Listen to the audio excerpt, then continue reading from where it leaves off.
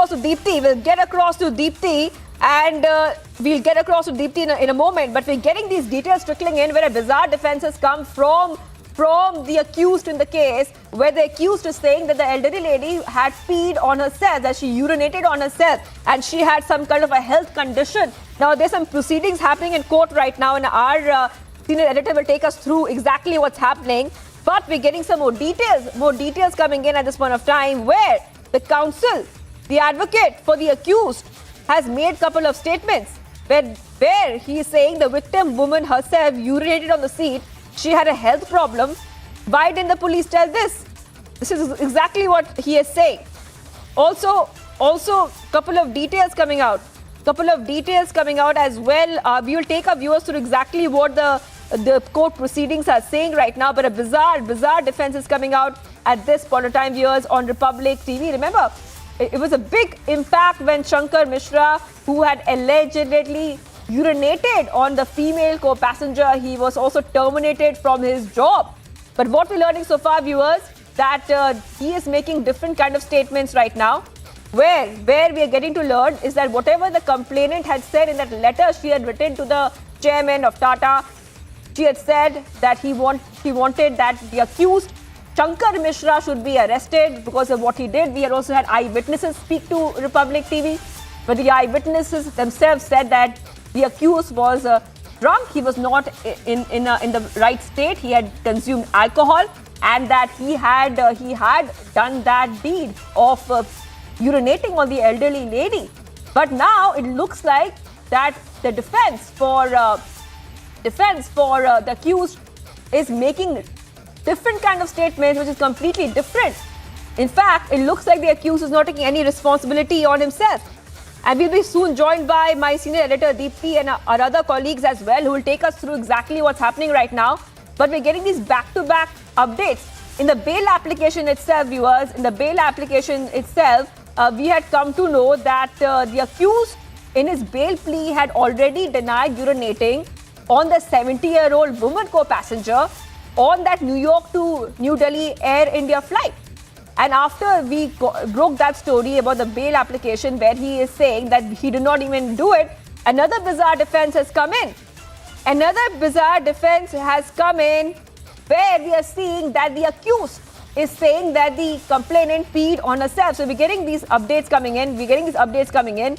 After the eyewitnesses version of the event also, which says completely different from what exactly the defense is saying. The multiple versions coming out right now, viewers, but we'll take you through all the versions. As we keep getting you the top updates on the story. Now remember, there are court proceedings happening right now where we are getting some details coming. Where the advocate for the accused has made a lot of statements, where he's saying that the victim woman had urinated on herself. Maybe I'll read out some statements right now while we wait for our other colleagues to join in. But he's saying here that the judge to Mishra's counsel is saying that you could have asked for anticipatory bail, counsel. So the judge is saying you could have asked for anticipatory bail. Now the counsel is saying that means the advocate representing Mishra is saying the complainant said that the person in 8A seat urinated. My seat was 8B, and this was not even a case of arrest. And he's also adding the victim woman herself urinated on the seat. She had a health problem, and whined in the police tells this. The woman was a Kathak dancer.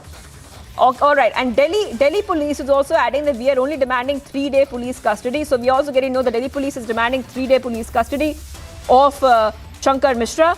And the advocate is also adding that alcohol cannot remain in the body after 24 hours. You can take the blood sample in jail as well. So we're getting these details coming out, viewers, on Republic TV. As we get you more details, this is the court proceedings we're talking about. It looks like that the accused in this case is turning around all the events and presenting a different picture right now in front of the judge. We'll be soon joined by my colleagues who will get us more on this story. But for now, viewers, getting this big breaking coming in. Remember, the eyewitnesses in the case as well had said very categorically that the eyewitnesses have said that they saw the incident happen in front of their eyes. We also saw how the cabin crew did not react when the elderly woman was in pain, when she wanted a change of clothes, she wanted a different seat as well, but the cabin crew did not react, and she was denied a fresh seat after Shankar Mishra allegedly urinated on her. But right now, we're seeing these back-to-back updates. I repeat, we're seeing these back-to-back updates right now coming in on Republic TV, where it looks like what's happening in the court.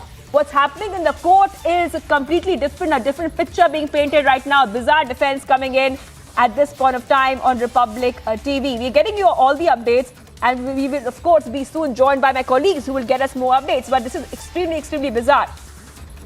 So first, after he traumatized an elderly lady, we are seeing that he's trying to turn around the entire story. And in fact, we'll get you more updates as we get them. But the big question that we had also asked on Republic TV, and we had raised this campaign, that if an incident like this happens, why do the accused go spot-free? And even after he was arrested, even after he was de-rostered, he was in fact, he had left. He had left his job. He was asked to leave his job. So we are getting more details. In fact, I'm being joined right now by Advaita Kala, who's joining us on the phone line. Now, this is a very bizarre defense coming in right now, where he's saying that the woman peed on herself. I mean, this is absolutely absurd. It's absolutely bizarre. First, he says he did not pee on anybody. Now he's saying the woman did it on herself.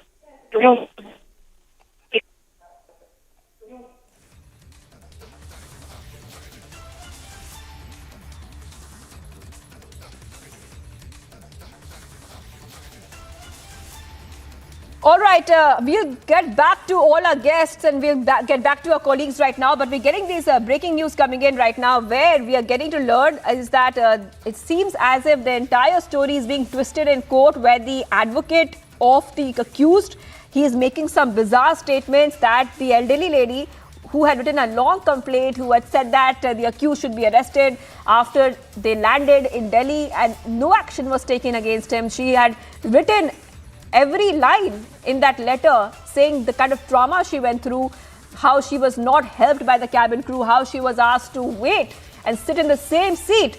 But now I'm going back to Samiksha, joining us from Mumbai. In fact, Tanisha is joining us right now. Tanisha, I'm going to you right now. Tanisha, just take our viewers through this bizarre defense coming in by the P-Gate accused. Tanisha.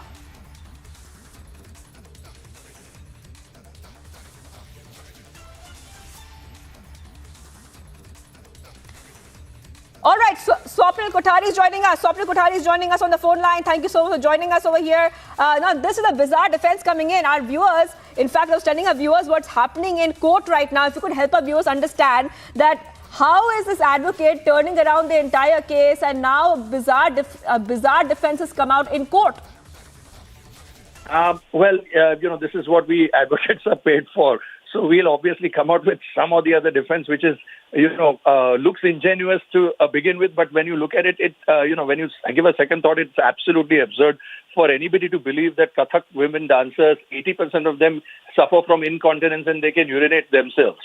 So what about the rest of the 20%? There is an argument in law, which we call it as assuming without admitting. So, we don't say that God exists, therefore, blah, blah, blah. We say if God exists. So, assuming without admitting that God exists, so and so, we then continue with our argument. So, assuming without admitting for even a moment that whatever that man is saying is true, that these women suffer from incontinence, 80% of them suffer, right? But what makes you say, how can you prove that she is one of those 80% of the women? What about the remaining 20%? What if she belongs to those 20% women?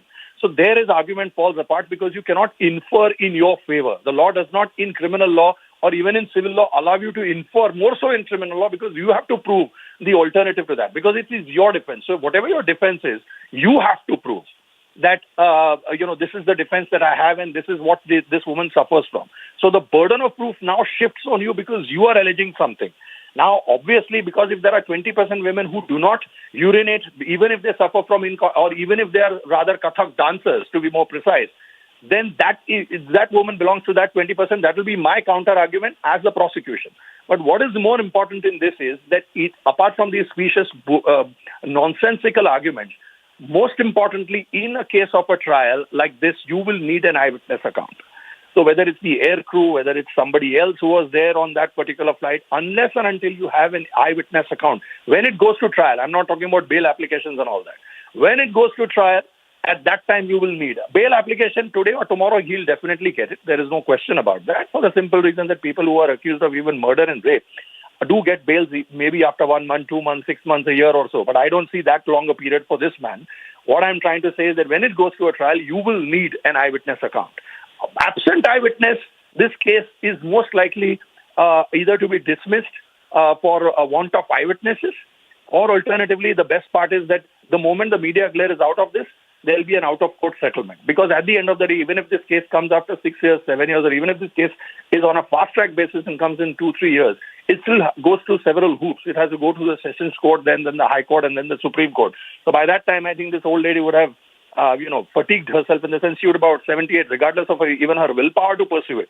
But, whether her body, health, anything, God willing, it does, help her to do that. But the point is that this case, most likely, when it's out of the media glare, will eventually go to an out-of-court settlement, or alternatively, if it goes to a trial, absent an eyewitness account, it is very difficult to prove that that man urinated, because then the burden of proof lies on me. And if I don't have an eyewitness account, and not even a single crew member comes up and says, because the crew members at the end of the day will say, why do I want to get into this trouble at all? The moment I come as a crew member and say, I saw this man urinating on this woman, then the immediate question will be, so you saw and you didn't do anything to push him away. What kind of a business class stewardess are you?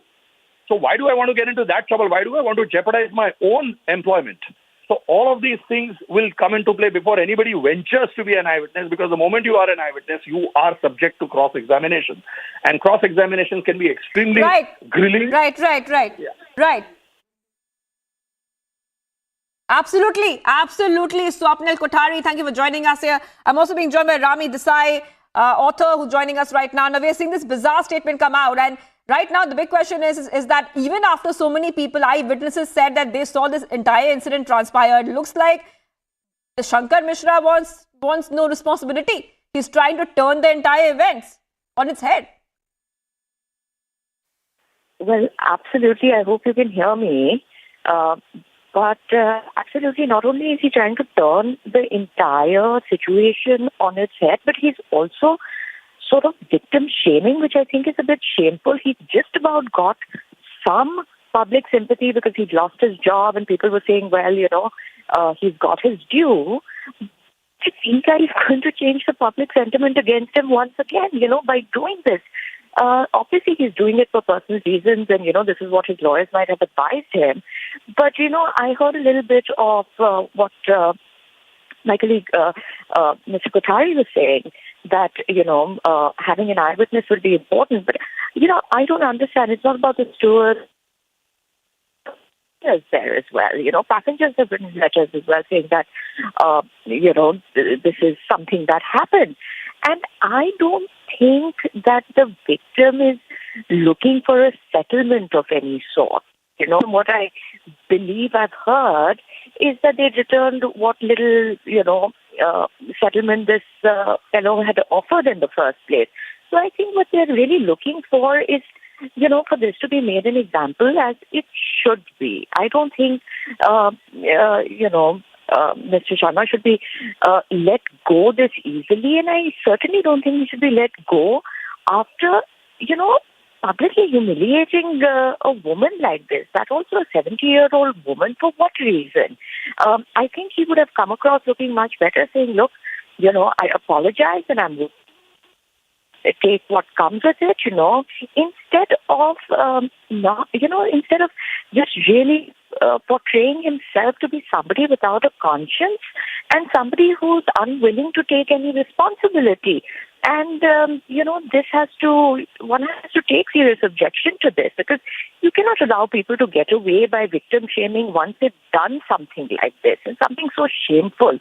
This is not something ordinary that happens every day, or something that can be allowed to, somebody can be allowed to get away with it because they can lie blatantly like this. So it's unacceptable, and this is a victim shaming should, absolutely not be allowed or accepted at any level. Of course, the reality of the situation, like Mr. Kothari said, might be that this case might go on for many years. Of course, and, once the media attention is off, maybe he will not be pursued the way he's being pursued. That's the sad reality of the situation.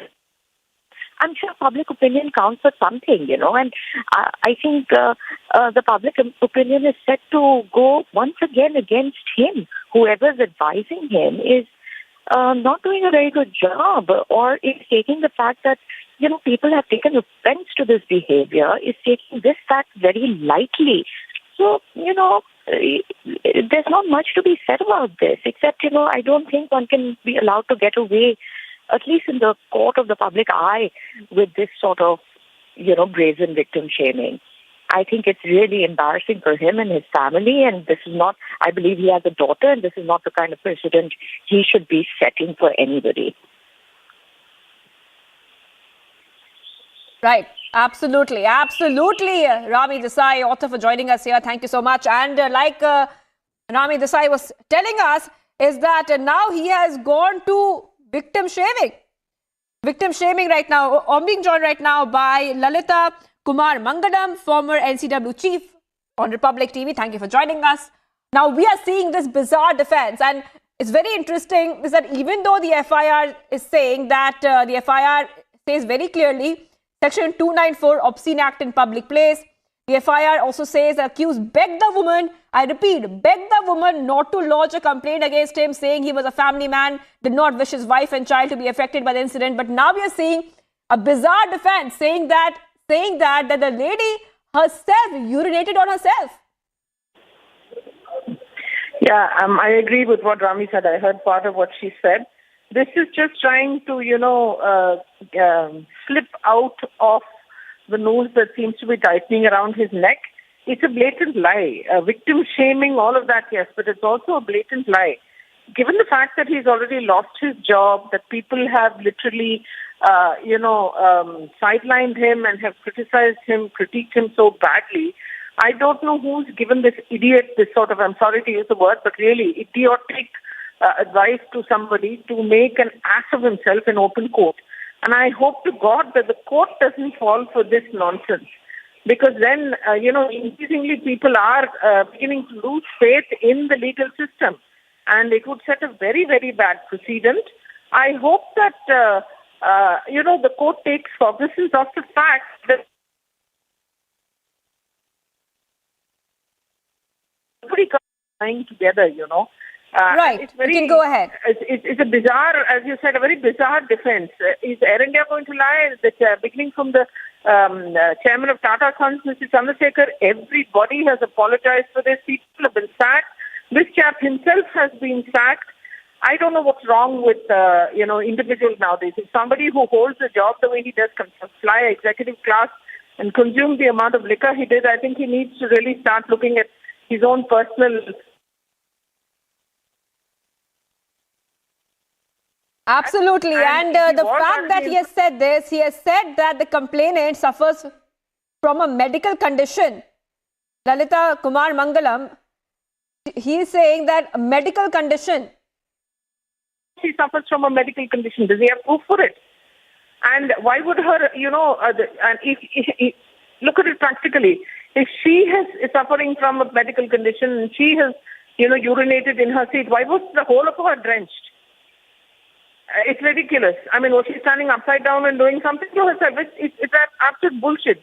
I mean, I'm really sorry again to use a slightly strong word on television, but this should not be allowed to happen. I really hope that the courts take cognizance of the absolute ridiculousness of the statement and the fact that the whole of India is watching, because this can happen in the executive class of an airline, and I think something else like that similar to happen on.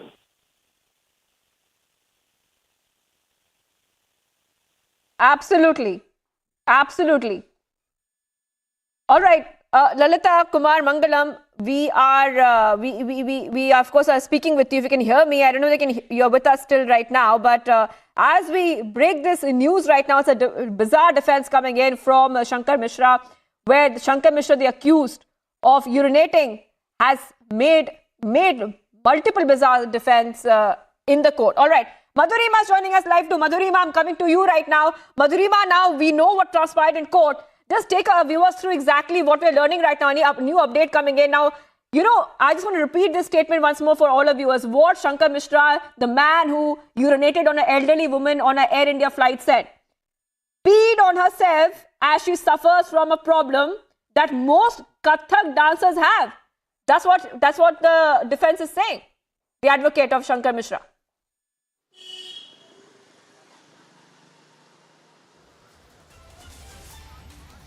Well, Shivangi, if we talk about this entire incident, now, of course, as we just heard our guest speaking to us right now, that there's a lot on the bid for Mr. Mishra here because he's already lost a job. He was a VP in a big MNC over there in Bangalore. And yes, of course, his stature, his economic stature was also quite stable, and all that has been compromised because of this case, which is why we are hearing such argument in front of the court, Shivangi. Now, what here needs to be highlighted is that though every Indian citizen has the right to keep their view in front of the court, but a lot of facts do not add up.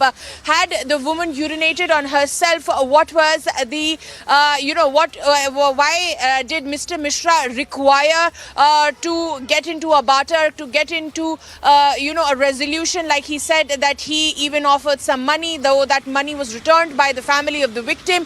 So all that course just to shadow what if the woman had urinated, allegedly had urinated, as it is being claimed by the Shankar's counsel over there at the court, that if she was the problem, why did Shankar beg for mercy? As it has been said in the court, as it has been previously said in the court, the victim's lawyer, even when she spoke to us, I beg your pardon, Mr. Mishra's lawyer, when she spoke to us, one of my colleagues earlier as well, she also highlighted that there's a lot to be highlighted. We cannot see it in black and white, but when we asked about as to did he do it or not, there was nothing but our questions were met with complete silence. So Shivangi, will have to wait and watch because the court will of course hear the both sides. That's how the courts work, and of course without any bias, but we'll have to see as to how will the court really react to these statements, because medical proof would be imperative in this connection, and of course the court will be seeking that. And though the statement of the victim has already been taken, she has been in the shy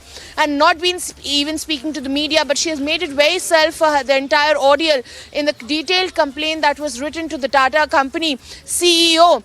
We even got a reply from there as well. They said that the swift action should have been taken by the Air India staff, and that they express, they express their dismay as to how the entire course of action was taken. Shivangi, will have to wait and watch as to what does the court says and how the things turn out. Back to you. Oh, all right, Madhurima, thank you so much. Madhurima is getting us all the updates right now, and viewers, you can see the accused Mishra on the right side of your screen. He is the one who's blaming the victim right now, participating in victim shaming right now, even saying that the elderly lady, she had a health condition, and most Kathak dancers have this kind of condition. So we are seeing these details come out. Now, this is what happened in court. This is what happened in court right now, viewers. Now, the counsel for Mishra has said this, and I'll just read it out once more for all our viewers who are watching right now. The victim woman herself urinated on the seat. She had a health problem. Why didn't the police tell this? The woman was a Kathak dancer. So we're getting these details back to back right now, viewers, on Republic TV, where it looks like Shankar Mishra, who is accused of urinating on an elderly woman passenger in a flight on November 26, 2022, was arrested, remember, in Bengaluru by a joint team. After that, he was let go from his high-profile job as well because of this case. And right now, we are seeing that after he was traumatized, he traumatized that elderly lady. He traumatized her. The elderly lady wrote a long complaint. After that, some action was taken. An FIR was formed and filed against him. But right now, viewers, we're seeing that in that FIR, let's just talk about the FIR right now. So the FIR has a couple of sections as well. The case was filed under sections 294 Obscene Act in a public place, 354 assault or criminal force to woman with intent to outrage or modesty, 509, word, gesture, or act intended to insult the modesty of a woman. And 510, misconduct in public by a drunken person. Even after all these sections have been put on him, he's saying he did not even do it. He did not urinate on the victim. The victim urinated on herself. Taking a very short break, viewers. We continue to be live and breaking. Much more coming up on the other side of this very, very short break.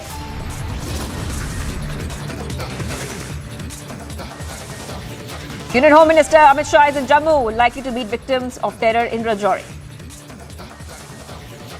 And big development in Anjali death case. Now Delhi police likely to add murder charges in the Delhi hit and run case. Stay tuned.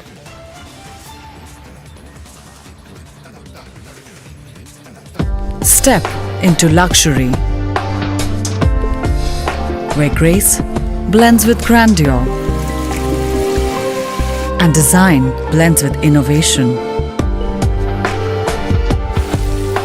As your stress is washed away and you're transported in the lap of luxury. Cure European bath lounges. Let time wait. Republic TV did a week-long investigation into the operations of the Khalistani movement here in Britain. Armed struggle is the only way. Investing in armed struggle and destabilizing in India, how they've been operating for the last 30 years. Was in contain 100 guys. 100 ISIS guys. 100 ISIS guys. Even I don't remember. What was your route? Route option क्या था? पहला था सीधा पूरा Turkey से वहाँ. We don't preach journalism. We practice it.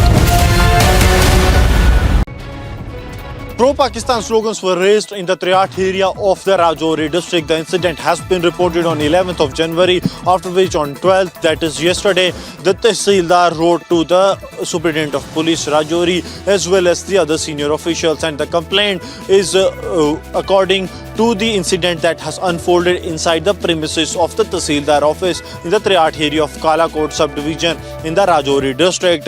Now, a notice has also been served to the accused, who has been identified as Muzaffar Hussain and who is a National Conference leader. Now 7 days time has been given to him to put his side, otherwise legal action will be initiated. While on the other hand, the accused is saying that he has not done anything such. The Tehsildar says that when he started recording the video, the protesters, those who were raising pro-Pakistan slogans, escaped from the spot, and now the investigation part will be done by the police. With Sarjeevan Kumar, Gursimran Singh for Republic Media Network. இத்திட்டத்தை நிறைவேற்றி தருவதற்கு making it clear that what has happened in the last 12 days.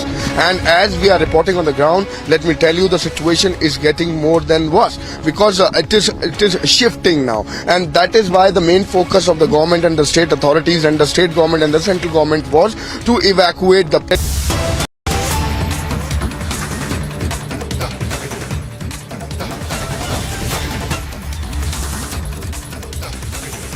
All right, viewers, getting some big breaking news coming in. Big development in the 200 crore money laundering case. Delhi's Patiala House Court recording actor Nora Fatehi's statement.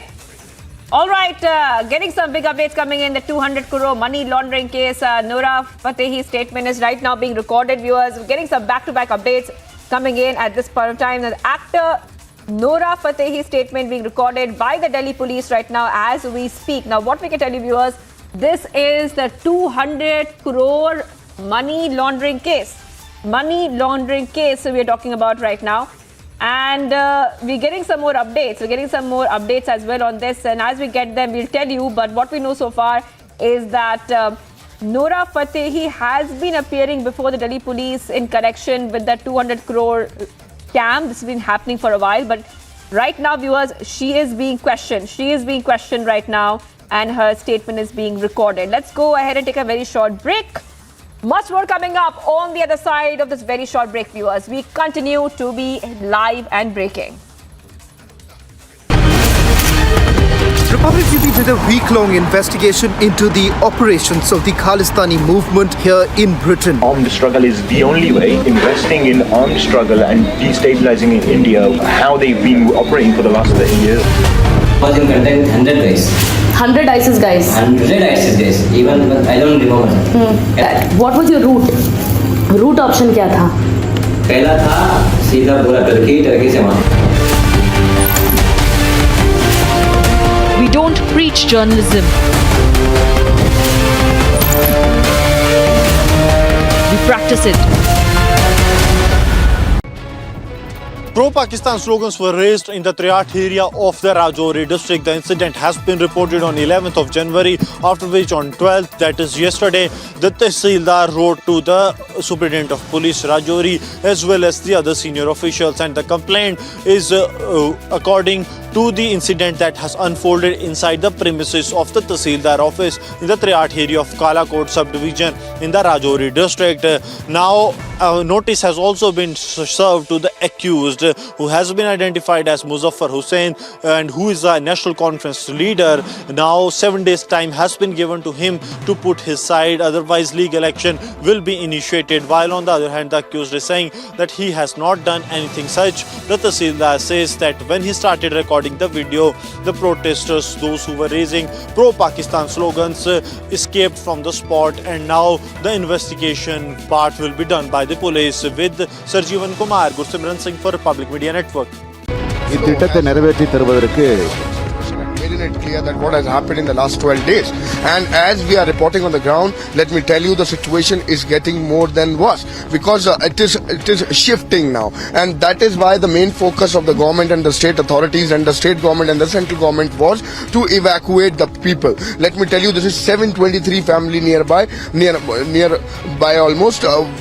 Who has been already evacuated at this point in time. I'm reporting from the ground. Let me tell you that these all are the places which is one of the most affected area, and the people from there has been already evacuated. We have seen the shelter homes, we have seen the areas where these people has been taken.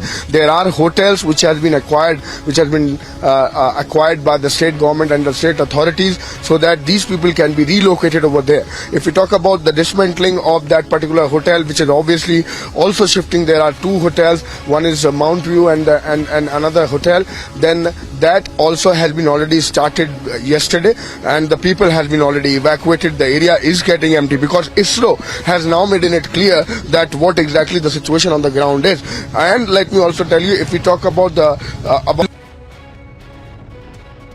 Two incidents have happened because of the BMRCL. One where 2 lives have been lost, and secondly where a person by the name of Puneet was injured near Shule Circle at Brigade Road in Bengaluru, which happened yesterday. So 48 hours apart, 2 lives lost, 1 person injured, and therefore the pro-Kannada organizations yesterday in the evening have garrowed the office of BMRCL, and they also wanted to have a word with the BMRCL MD Anjum Parvez, and Anjum Parvez refused to meet them despite repeated requests, at which point of time this protest has turned out to be quite ugly. And right on the screens we can see the visuals where these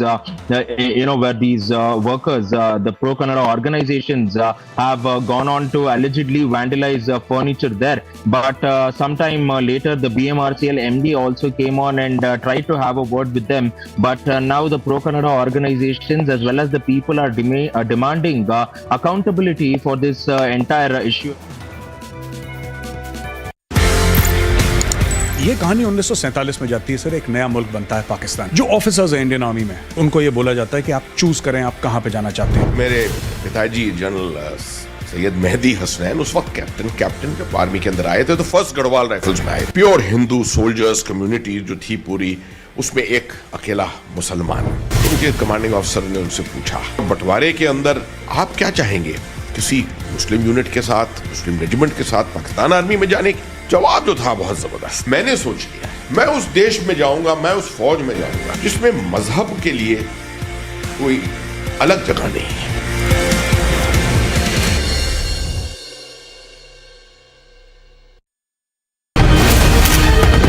Republic TV did a week-long investigation into the operations of the Khalistani movement here in Britain. Armed struggle is the only way. Investing in armed struggle and destabilizing in India, how they've been operating for the last 30 years.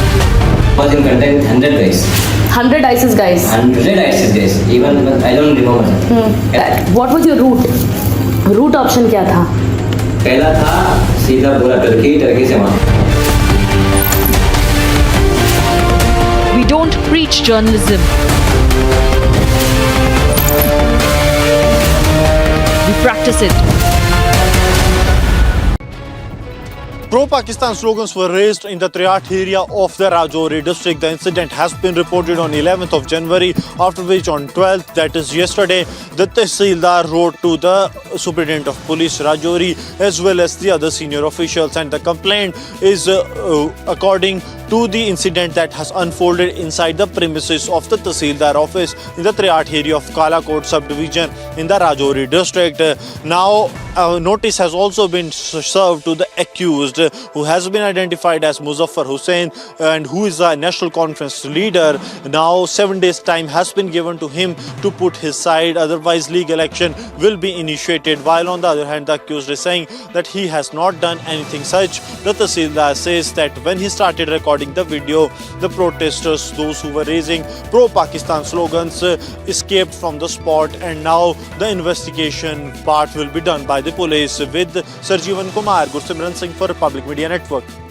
இத்திட்டத்தை நிறைவேற்றி தருவதற்கு Making it clear that what has happened in the last 12 days.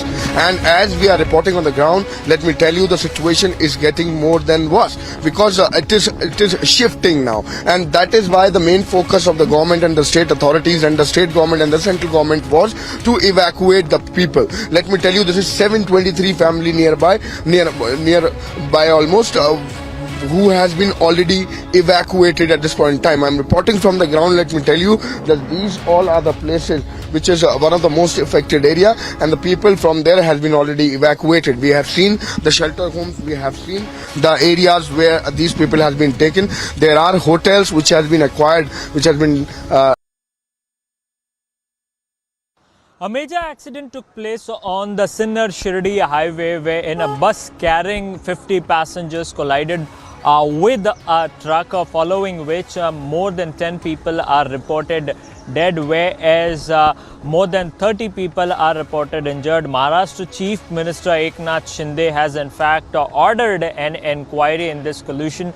Apart from that, the Maharashtra government has also announced 5 lakh rupees of financial aid to the kins of those who are dead, whereas the Maharashtra government will be taking care of the medical expenses of the people who are injured in this accident. The incident happened today in the morning at around 6 a.m. The bus was in fact crossing the Sinnar-Shirdi road at the Patre Gaon lane. Reporting from Mumbai with video journalist Kanti Sandeep Singh for Republic TV. The Kolar incident where a 24-year-old girl has been mowed down by a truck. This happened mainly because of the bad civic infrastructure. We are seeing that finally the authorities have woken up, and it has been over 1.5 hours since this particular incident has taken place. But will there be an end to Bengaluru civic apathy? That is something which needs to be seen, and many innocent lives are being lost at this point of time. So who will go on and question them, and will there be any sort of accountability over here? That is something which needs to be seen.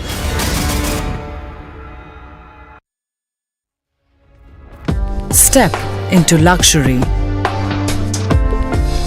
where grace blends with grandeur and design blends with innovation. As your stress is washed away and you're transported in the lap of luxury. Cure European bath lounges. Let time wait. In the Global Employability Rankings by Times Higher Education UK, only the following 6 institutions from India are ranked amongst the top 230 in the world for having the most employable graduates. IIT Delhi, IISc Bangalore, IIT Bombay, IIM Ahmedabad, IIT Kharagpur and Amity University. இத்திட்டத்தை நிறைவேற்றி தருவதற்கு making it clear that what has happened in the last 12 days. And as we are reporting on the ground, let me tell you the situation is getting more than worse, because it is shifting now, and that is why the main focus of the government and the state authorities and the state government and the central government was to evacuate the people. Let me tell you, this is 723 family nearby almost, who has been already evacuated at this point in time. I'm reporting from the ground. Let me tell you that these all are the places which is one of the most affected area, and the people from there has been already evacuated. We have seen the shelter homes, we have seen the areas where these people has been taken. There are hotels which has been acquired by the state government and the state authorities so that these people can be relocated over there. If we talk about the dismantling of that particular hotel, which is obviously also shifting, there are two hotels. One is Mount View and another hotel. Then that also has been already started yesterday, and the people has been already evacuated. The area is getting empty because ISRO has now made it clear that what exactly the situation on the ground is. And let me also tell you,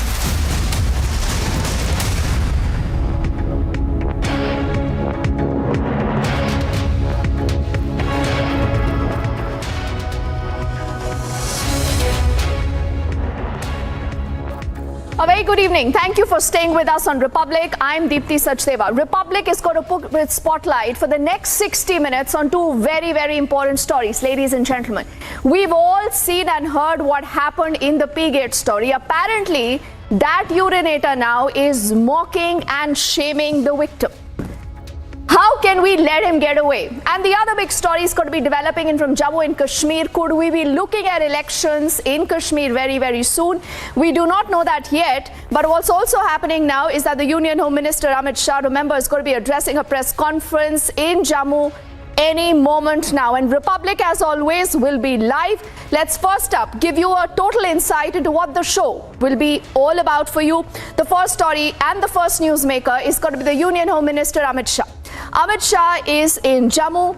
He's also spoken to the kin of the Rajouri attack victims. And this is the centre's big outreach for Jammu and Kashmir. The other story that we are not forgetting is the Delhi hit and run case. Yes, we all remember her, Anjali.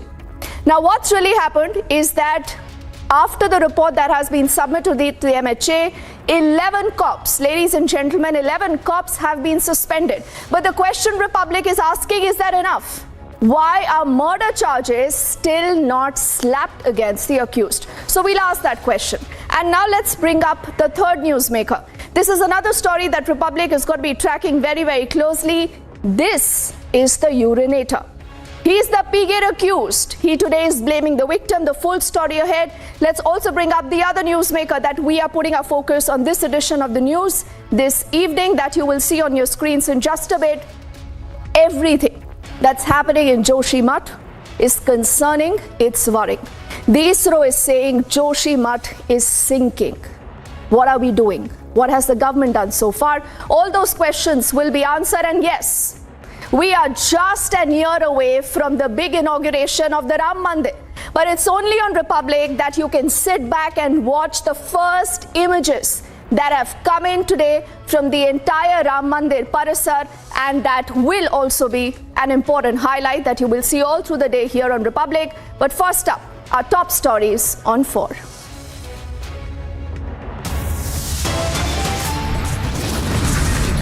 The Union Home Minister Amit Shah now is in Jammu. He has spoken to the victims of the terror attack in Rajouri. It's a bizarre claim by the Peegate accused Shankar Mishra in court. He says the victim peed on herself because of health issues. The question we ask, can we let this pervert get away? It's a big development in the Anjali death case. 11 policemen suspended over negligence after Home Ministry's recommendations.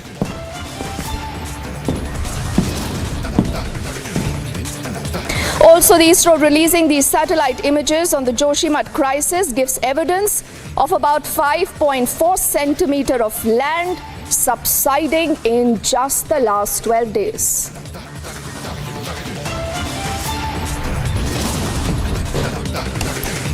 And this for you, ladies and gentlemen, is Pramod Mutalik. He gives a call for arms. He says slogans not enough. We need to pick up swords, is what he says.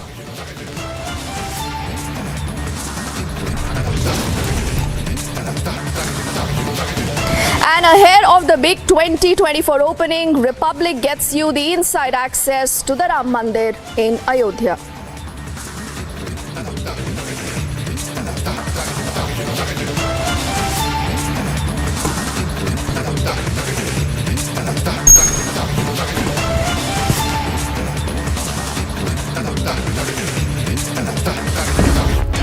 First up, we are putting our focus on the P-Gate. Remember, this is a story that Republic has not just broken, but Republic, ladies and gentlemen, has tracked from the word go. It's only after the relentless coverage here on Republic, also after the debates that you've seen by Arnab here, that you have seen some bit of action. This man was hiding, but he was picked up from Bengaluru. He is in the custody as we speak. But again, look very, very clearly at this man, the urinator, the pervert, the creep.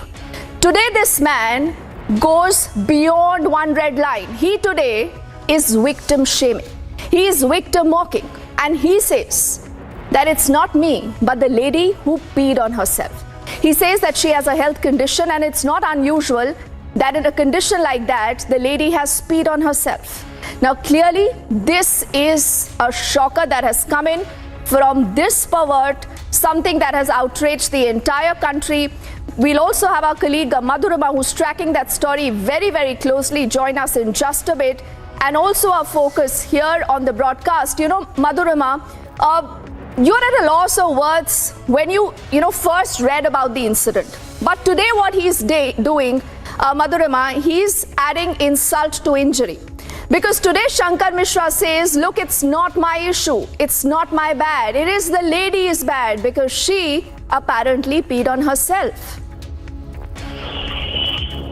Well, absolutely, Niti. This comes as a shocker because if you remember the statement of the lawyers on the side of Mr. Mishra, she was very clear over the fact that yes, there was an agreement between the two parties. Also, Mr. Mishra had begged for forgiveness and had even said that he's a family man and he would not be able to tolerate any blow that comes his way. And now, of course, that we know that the kind of damages that he had to really bear losing a post as the Vice President of the presidency, and of course, the societal shaming that has happened with him is, of course, it has harmed his entire works as well. So now today in the court, this statement coming in where the counsel for the accused has made an outrageous remark in front of the court that the woman had some medical issues and that she peed on herself. Now, while making this particular claim, they asserted that they are trying to negate the entire participation of Mr. Mishra in the entire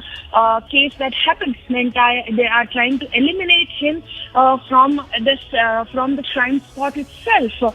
Now, what needs to be here seen is that how will the court react to it? Because we have put forth multiple... Here, Madhurima is the eyewitness to the entire case. Yes, Madhurima was asking that you have an eyewitness. The co-passenger is an eyewitness to the entire case. How is it that a man like this can make an alibi and get away?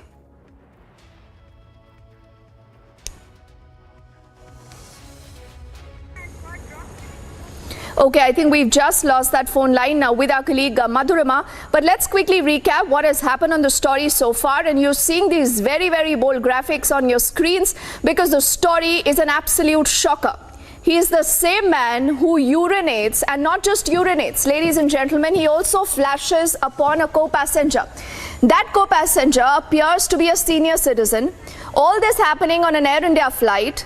We have all the evidence, Madhurima, of the complainant writing the letter, Air India wanting to broker peace, this man, going scot-free until Republic picked up the story in such a huge way. You also have the eyewitness who happens to be Madhurima, co-passenger, who's spoken to us on Republic. How at all does this man believe that he can lie and get away? Remember, Deepti, that at the time when the victim's lawyer spoke to us for the first time, she said that there is a lot of grey in between. And that particular time also, she was trying to advocate for Mishra that things are not like they seem. That there's a lot more to be put forth in front of the people. And she was, she was instead bashing the media that they are trying to hamper the image of Mishra. But now the reality is that we have, like you were rightly pointing out, that we have an eyewitness who has unraveled the entire ordeal of the victim over there, and victim in an elaborated letter to the Tata CEO had also narrated the entire incident and how she was left, without any assistance there, and that she was embarrassed the entire flight. And even the Tata CEO has, in a detailed reply, said that yes, the action should have been taken, and that he expressed his displeasure as well about the way the entire case was dealt with. So when CEO of such a big company is agreeing to that something really bad happened on that plane, then we have the eyewitness. Here, it appears like that he's trying to play hardball and trying to evict himself of all the charges in the first place. Now we'll have to wait and watch if he gets the police custody or not, because if the police custody comes, if the police is awarded the custody, the case is going to go in the further direction. And by saying this, we'll have to say that what will the court observe will be a big idea, because if he's making certain statements, then of course the medical records will have to be tabled in front of the court, and only then an unbiased decision will able to come, because the court will have to hear the both sides. And this, however, is an outrageous remark, because everybody from the Tatas to the Air India crew and to the victim herself has explained it in detail, Deepthi, as to what happened, and if there was no incident at all, why even succumb to a situation of barter that the lawyer says. That they were reached to an agreement. There was money that was given to the victim, though that was returned as well.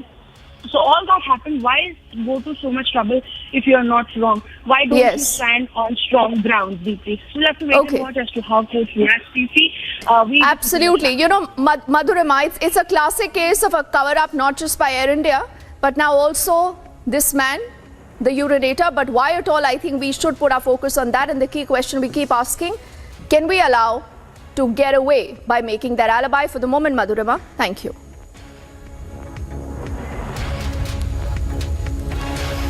And from that big story, let's shift our focus to what's also happening in Jammu right now. Remember, the Union Home Minister Amit Shah is visiting Jammu. He was also expected to meet with the kin of those who have lost their lives in the Rajouri terror attack. But because of inclement weather, that could not happen, though he's spoken to them on the phone.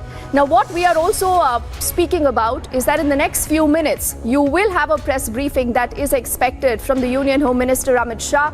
Why is this so important, keeping in mind that, there is an indication that we could be looking at elections in Jammu and Kashmir very, very soon.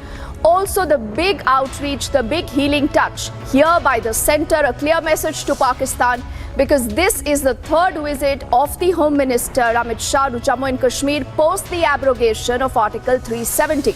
I want to take it across to our colleague Gursimran, who's joining us live right now.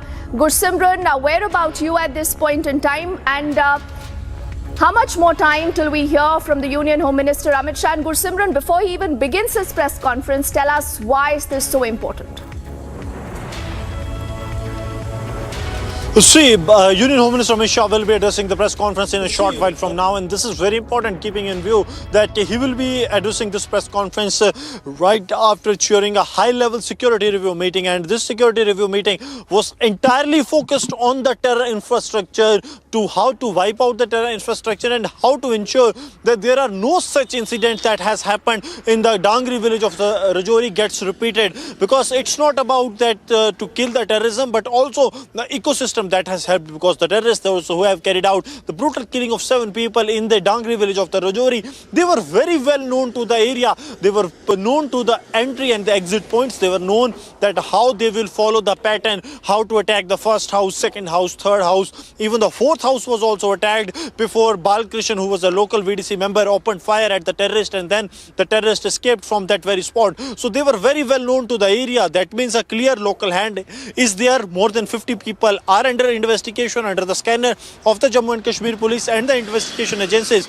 So the prime focus of the Union Home Minister will be that how the security forces will be taking on this head-to-head challenge, because the terrorism in Jammu and Kashmir is in last stage. So now, out of desperation, they are carrying out these kind of acts. See, on 28th of December, Union Home Minister held a meeting in the national capital. That was on Jammu and Kashmir, and clear directions were given not only to kill terrorism but to wipe out the entire infrastructure of the terrorism. And then, out of frustration, the terrorists carried out this brutal act of terrorism in the Dangri village of the Rajouri. So Union Home Minister will be putting forth some of the key decisions that will be taken, and also we are getting to know that the Union Home Minister is likely to visit the Government Medical College in Jammu, where the injured of the Dangri attack are still admitted undergoing the treatment. So he will be meeting those who have been injured in this terror attack, will be having conversation with them. Unfortunately, due to the bad weather, he could not reach the victim's family here in the Dangri village of the Rajouri. But yes, we are told that he will be meeting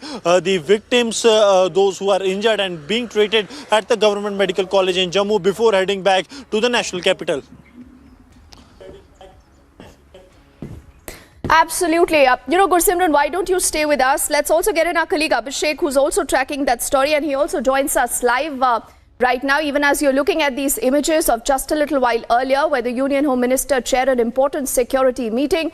Abhishek, if you can hear me, yes, I can also see you now. Abhishek, tell me something, keeping in mind, how Centre has begun its outreach towards Jammu and Kashmir, particularly since the abrogation of Article 370. There have been a number of measures that have been taken. The key question also on everyone's mind, Abhishek, is will we be looking at elections in Jammu and Kashmir soon?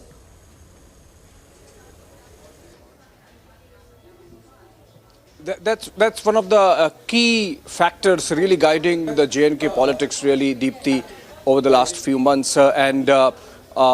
Everyone expects that the summer of this year is going to see a democracy rolling out in the J&K insofar as the assembly is concerned, subsequent to which, of course, the centre has anyway promised that the union territory of J&K would be restored, or the status of state would be restored to the reconstituted Union territory of Jammu and Kashmir. What is important is that this is the third visit of the Union Home Minister to Jammu and Kashmir, and it comes. The two earlier ones were obviously aimed at looking at what has changed post Article 370 for himself, but this one is significant because it comes in the immediate aftermath of the Upper Dangri village massacre in Rajouri district of Jammu, and that's something which really underscores the seriousness with which New Delhi is looking at that development, given the fact that this was clearly an escalation insofar as terror tactics go. Remember, post-abrogation of Article 370, we have seen almost 100%, in fact 100% finishing of the stone pelting episodes in the valley. And subsequently, we have seen really terror also abating with the sporadic targeted killings becoming the favorite of the terror machine backed by Pakistan. But this time it was a clear case of not just targeted killings of the Hindu minority community, but also of scaling up and turning it into a massacre. Had it not been for one armed villager in the Upper Dangri village, it might have led to more casualties. And we saw how the terrorists planted an IED also. So it was planned to a detail in the sense that they thought that once this terror attack becomes news, the security forces would rush in, the villagers would rush in, and then the IED would go up and there would be more casualties, which indeed it happened.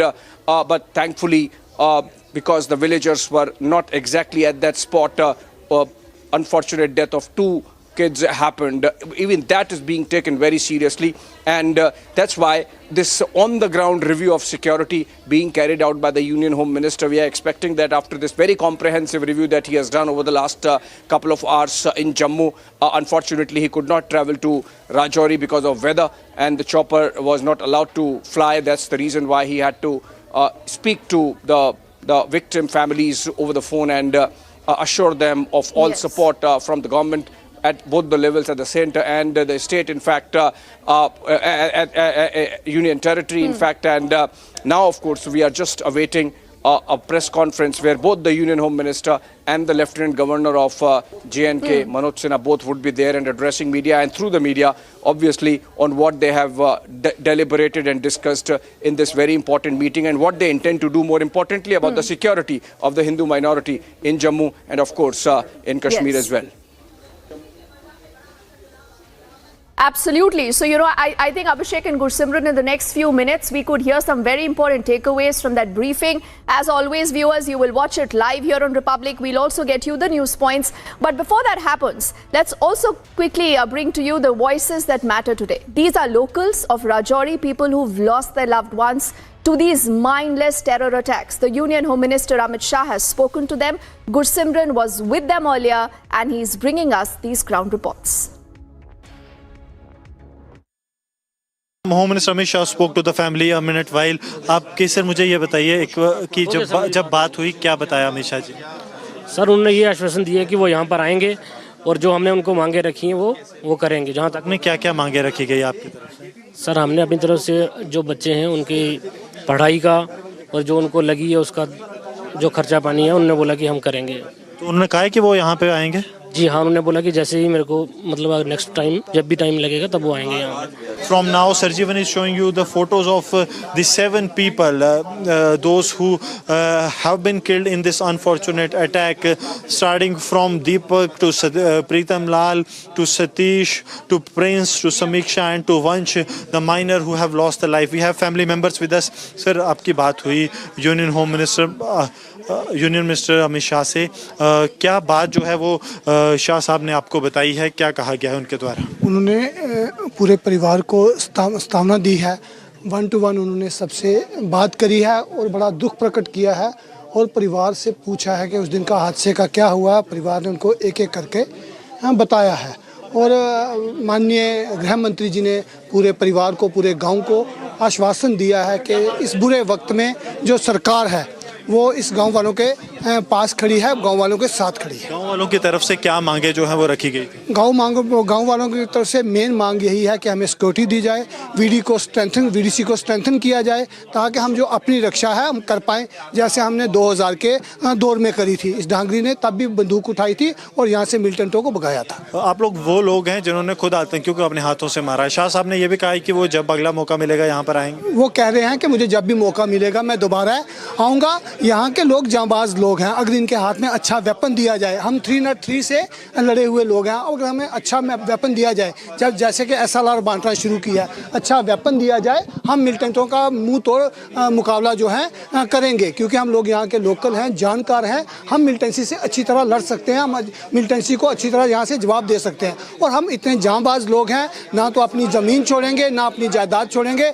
जहाँ भी militant मिलेगा वहाँ उसको घुस के उसकी छाती पे उसको जो हम मारेंगे. कितनी देर तक आपकी बात हुई थी? कितनी देर बाद? लगभग 15 से 20 मिनट उन्होंने बात करी है. सबसे आराम से उन्होंने एक से बात की और पूरे एक वाक्य को पूछा और अपनी तरफ से पूरी तरह उनको आश्वासन दिया है कि ये सरकार जो है उनके पीड़ित परिवारों के साथ है. क्योंकि यहाँ पे 7 लोगों की शहादत हुई, क्या हर एक परिवारजन से अमित शाह ने अलग अलग बात की? अलग अलग बात की है. जो लोग 2 पहले भी शहादत हुई थी अल्फा गेट में, उन लोगों से भी बात हुई है. सब लोगों से अलग अलग बात हुई है और पूरी तरह से बात हुई है और घर वाले पूरी तरह सेटिस्फाइड हैं कि उनकी गृह मंत्री जी से बात हुई. अब बदकिस्मती से वो यहाँ नहीं पहुँच पाए बैड वेदर की वजह से, तो नहीं तो वो यहाँ आते, इनके बीच बैठते, इनका गम बांटते. मगर उन्होंने टेलीफोन पे बात करके पूरे घर वालों को सांत्वना दी है. ये कहानी 1947 में जाती है सर. एक नया मुल्क बनता है पाकिस्तान. जो ऑफिसर्स हैं इंडियन आर्मी में, उनको ये बोला जाता है कि आप चूज करें आप कहाँ पे जाना चाहते हैं. मेरे पिताजी जनरल सैयद मेहदी हसनैन उस वक्त कैप्टन जब आर्मी के अंदर आए थे तो फर्स्ट गढ़वाल राइफल्स में आए. प्योर हिंदू सोल्जर्स कम्युनिटी जो थी पूरी, उसमें एक अकेला मुसलमान. उनके कमांडिंग ऑफिसर ने उनसे पूछा बंटवारे के अंदर आप क्या चाहेंगे, किसी मुस्लिम यूनिट के साथ, मुस्लिम रेजिमेंट के साथ पाकिस्तान आर्मी में जाने की? जवाब जो था बहुत जबरदस्त. मैंने सोच लिया मैं उस देश में जाऊंगा, मैं उस फौज में जाऊंगा जिसमें मजहब के लिए कोई अलग जगह नहीं है.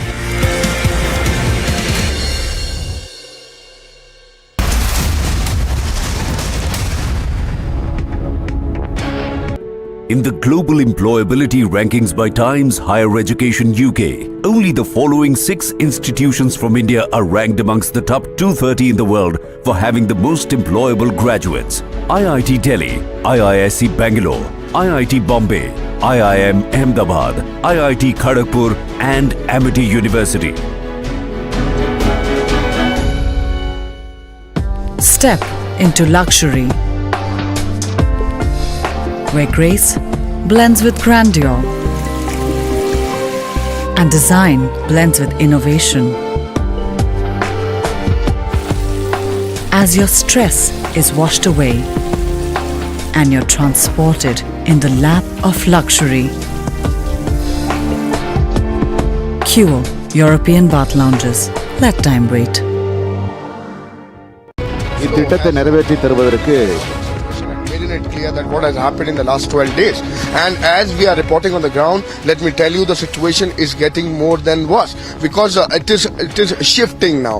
And that is why the main focus of the government and the state authorities and the state government and the central government was to evacuate the people. Let me tell you, this is 723 family nearby almost. Who has been already evacuated at this point in time. I'm reporting from the ground. Let me tell you that these all are the places which is one of the most affected area, and the people from there has been already evacuated. We have seen the shelter homes, we have seen the areas where these people have been taken. There are hotels which has been acquired by the state government and the state authorities so that these people can be relocated over there. If we talk about the dismantling of that particular hotel, which is obviously also shifting, there are two hotels. One is Mount View and another hotel. Then that also has been already started yesterday, and the people has been already evacuated. The area is getting empty because ISRO has now made it clear that what exactly the situation on the ground is. And let me also tell you, if we talk about the relocation or about the people, the compensation, then this all has been discussed. We have seen the meetings after meeting. This was another, but the Chief Minister himself, who was here on the ground, he stated ISRO has now given the alarming situation and made it clear that what has happened in the last 12 days. And as we are reporting on the ground, let me tell you, the situation is getting more than worse because it is shifting now. And that is why the main focus of the government and the state authorities and the state government and the central government was to evacuate the people. Let me tell you, this is 723 family nearby almost. Who has been already evacuated at this point in time. I'm reporting from the ground. Let me tell you that these all are the places which is one of the most affected area, and the people from there has been already evacuated. We have seen the shelter homes, we have seen the areas where these people has been taken. There are hotels which has been acquired by the state government and the state authorities so that these people can be relocated over there. If we talk about the dismantling of that particular hotel, which is obviously also shifting, there are two hotels. One is Mount View and another hotel. Then that also has been already started yesterday, and the people has been already evacuated. The area is getting empty because ISRO has now made it clear that what exactly the situation on the ground is. And let me also tell you, if we talk about the relocation or about the people, the compensation, then this all has been discussed. We have seen the meetings after meeting. This was another, but the Chief Minister himself, who was here on the ground, he stayed for a night, and next day he took many meetings with the officials as well as with the administration's senior most officials. So there it has been decided. He has been meeting with the representative of the locals also, so it has been decided that how to go ahead. So the fund already has been decided. 45 crore is the amount which has been decided by the state government. Today it is going to be another important meeting of the cabinet. Then this is going to be like the further discussion whether it has to be increased. What is expected is, yes, this is going to be increased.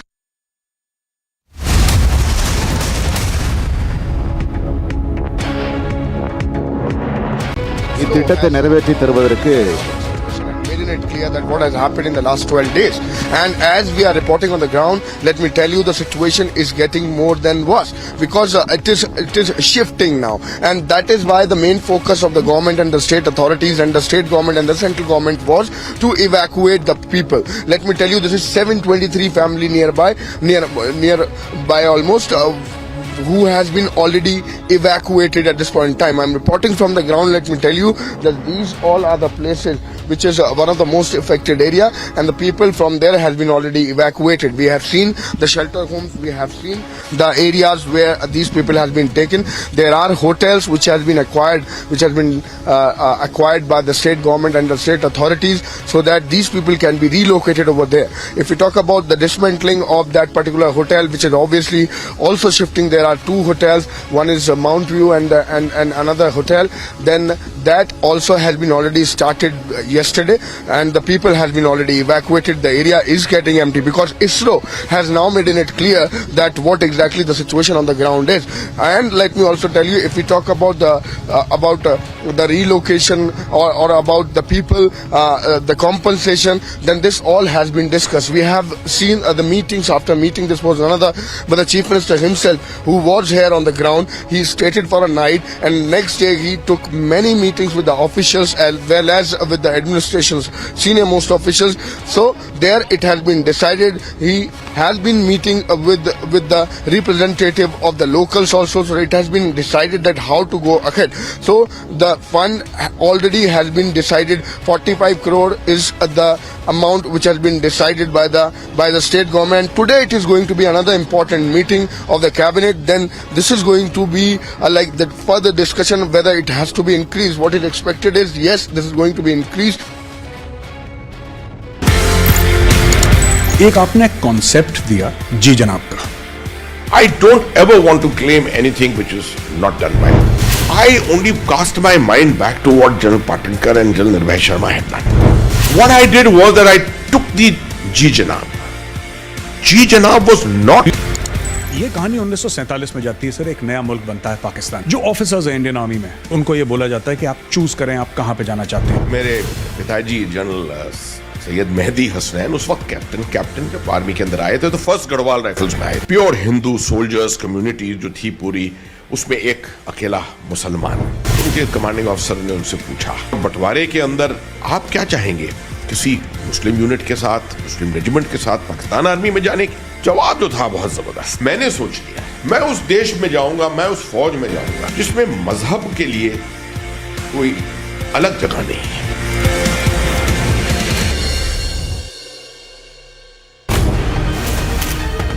Republic TV did a week-long investigation into the operations of the Khalistani movement here in Britain. Armed struggle is the only way. Investing in armed struggle and destabilizing India, how they've been operating for the last 30 years. Was in contain 100 guys. 100 ISIS guys. 100 ISIS guys. Even I don't remember. What was your route? Route option क्या था? पहला था सीधा पूरा Turkey से वहाँ. We don't preach journalism. We practice it. आप रामचरितमानस या मनुस्मृति में जो जाति व्यवस्था और वर्ण व्यवस्था के बारे में लिखा गया उसके खिलाफ हैं आप? उसके खिलाफ है? मैं सीधी बात करता हूँ कि नहीं उसके खिलाफ है. बात सुन लीजिए ना, रामचरितमानस हो या मनुस्मृति हो या गोवलकर का बंच ऑफ थॉट हो, इसमें जातियों के खिलाफ जो विसंगति का अंश है उसको काट के हटाना चाहिए. एक आपने कॉन्सेप्ट दिया जी जनाब का. I don't ever want to claim anything which is not done by me. I only cast my mind back to what General Patinkar and General Nirbhay Sharma had done. What I did was that I took the Ji Janab. Ji Janab was not about saying Ji Janab to everyone. It was just a symbol, a name given to an operation to say, understand the Kashmiri environment, understand the culture, understand the sensitivities.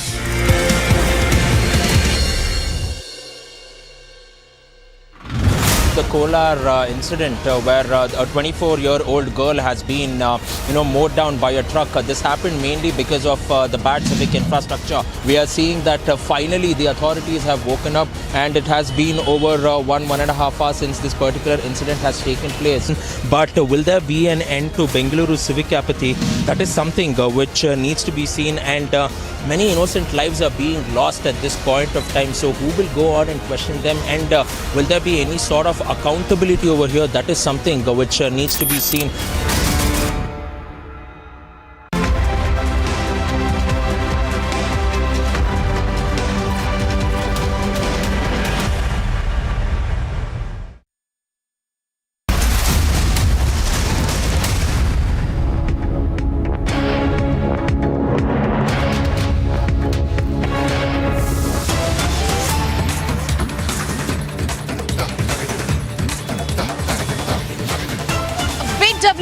coming across in the Sukesh Chandrasekhar money laundering case. Actress Nora Fatehi today in front of the Patiala House Court has recorded her statement. The entire drill went for at least an hour, where Nora came into the national capital and sat in front of the magistrates court here at Patiala House Court, and then I beg your pardon, at the Patiala House Court, and there she gave her statement in the 200 crore massive money laundering case. What needs to be seen here is that Nora had turned approver, and this has come after that allegations were initially put on Nora as that there were some kickbacks given, but Nora was able to produce documents that yes, she performed, and following which the payment and the car that eventually she lent off to one of her kin, following which the economic offence wing had also taken the note of it, and Nora Fatehi had turned approver. Now, as of today, Nora had given a detailed statement in the connection, and after this, when the trial will begin, this particular statement will be tabled in front of the court and will also be considered as admissible. So this is a massive case coming in the national capital, where Nora Fatehi has given a statement in front of the judge at the Patiala House Court. Okay, you know, Madhurima, you're getting us those details. Also, the first pictures now that we are seeing on our screens. A statement has been recorded.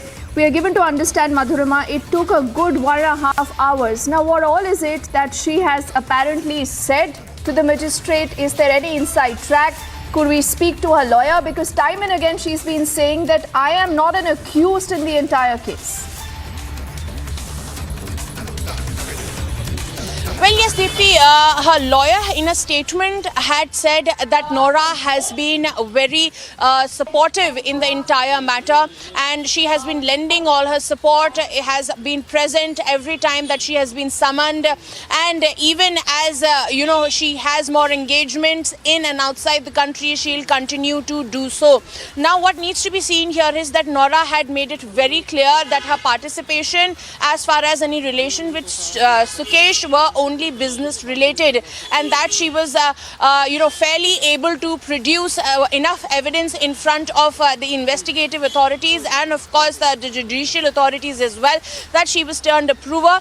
And now today's statement is very important, Deepti, because this statement will be put in trial, and when the entire investigation will begin, of course, if there are going to be any contradiction between the statement that has been made here in front of the judge here at Patiala House Court and at the time when the trial will take place, that is going to add a lot of substance. However, Nora Fatehi had made it very clear that leaving that particular instant when she performed, and then after which she was given the money and the car, leaving that she had no relation whatsoever after she had the slightest of the hint that there might be something wrong with Sukesh Chandrasekhar. Now we'll have to wait and watch, Deepti, as to how the trial begins, because this is going to streamline a lot of things, because Sukesh's main people have been also brought under the scanner as well, where we saw that how there were multiple people involved, and the initial argument that was kept from Sukesh was that why the engagement with all these actresses, only because he wanted to start a talent company, and which is why these actresses were roped in, or these meetings were being arranged. But the kind of investigation that has happened on the side of the investigative authorities and the kind of economic offences that have come forward, we'll have to see as to how does the trial goes. And today a very important day, because the statement has been recorded, and this is going to be the final word as far as Nora Fatehi is concerned. Deepti. All right, so that's a big story. Madhurima tracking that for us for the moment. Madhurima, thank you. Republic TV is going on to conduct a reality check at the metro sites across the city of Bengaluru after a tragic collapse of a metro pillar claimed the lives of two innocent citizens as well, and seems like now finally the BMRCL authorities have woken up. Why we say this is because of the fact that there has already been signboards which has been installed which says metro work in progress, go slow, and apart from that now finally we are also seeing additional safety signs as well as signatures being put here, and there is a mannequin which has been placed which goes on to state that there is a construction work in progress. So this goes on to highlight the fact that the motorist will have to be careful here, and apart from that we are also seeing several other additional signboards over here which shows that the work is in progress, but at the same point of time they have also gone on to illuminate this entire portion, because initially these symbols were not illuminated. In the night it causes a lot of problems, especially for two-wheelers to be passing by if they are not illuminated in the dark, but finally they have put some illuminating stickers, materials across, which is going on to give a clear clarity for the motorists as well. And even when we shift our focus to the opposite, we can see that there were debris lying around a few days ago, but now finally seems like there has been a clear motorway for the residents to pass by. But we will want to focus on that side of the road there, where we can see that a partial part of the road's asphalting has been taken off completely, which has created a sort of caving in which has happened as well, which will pose to be problems for two-wheelers if they are passing by, and there are high chances that they might fall as well. So all said and done now, yes, there has been some sort of relief which has come in, but work has been done in a haphazard manner, and in the days to come we hope that the BMRCL authorities will go on to fix this as well, so that the motorists can pass through without having any fear and innocent lives will not be lost. With video journalist Sadanand, Prajwal Prasad reporting for Republic, Bengaluru.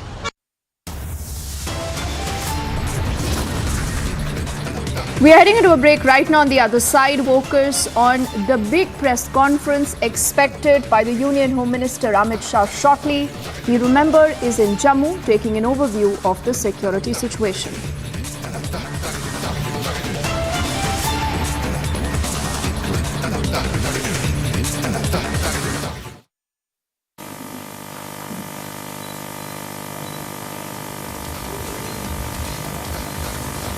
आज मैं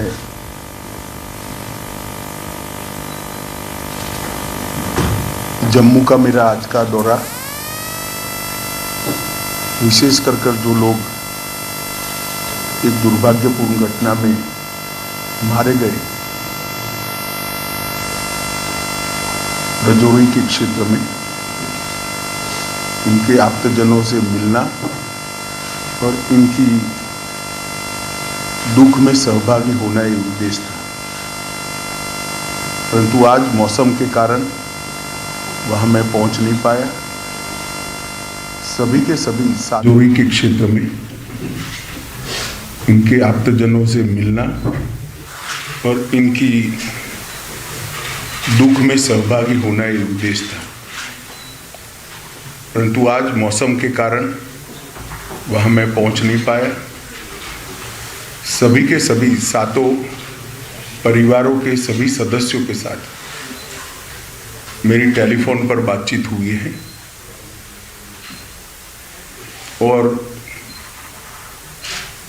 क्योंकि मौसम के कारण मैं जा नहीं सकता था तो टेलीफोन के माध्यम से उनके दुख के अंदर सहभागी होने का मैंने प्रयास किया है। उनकी जो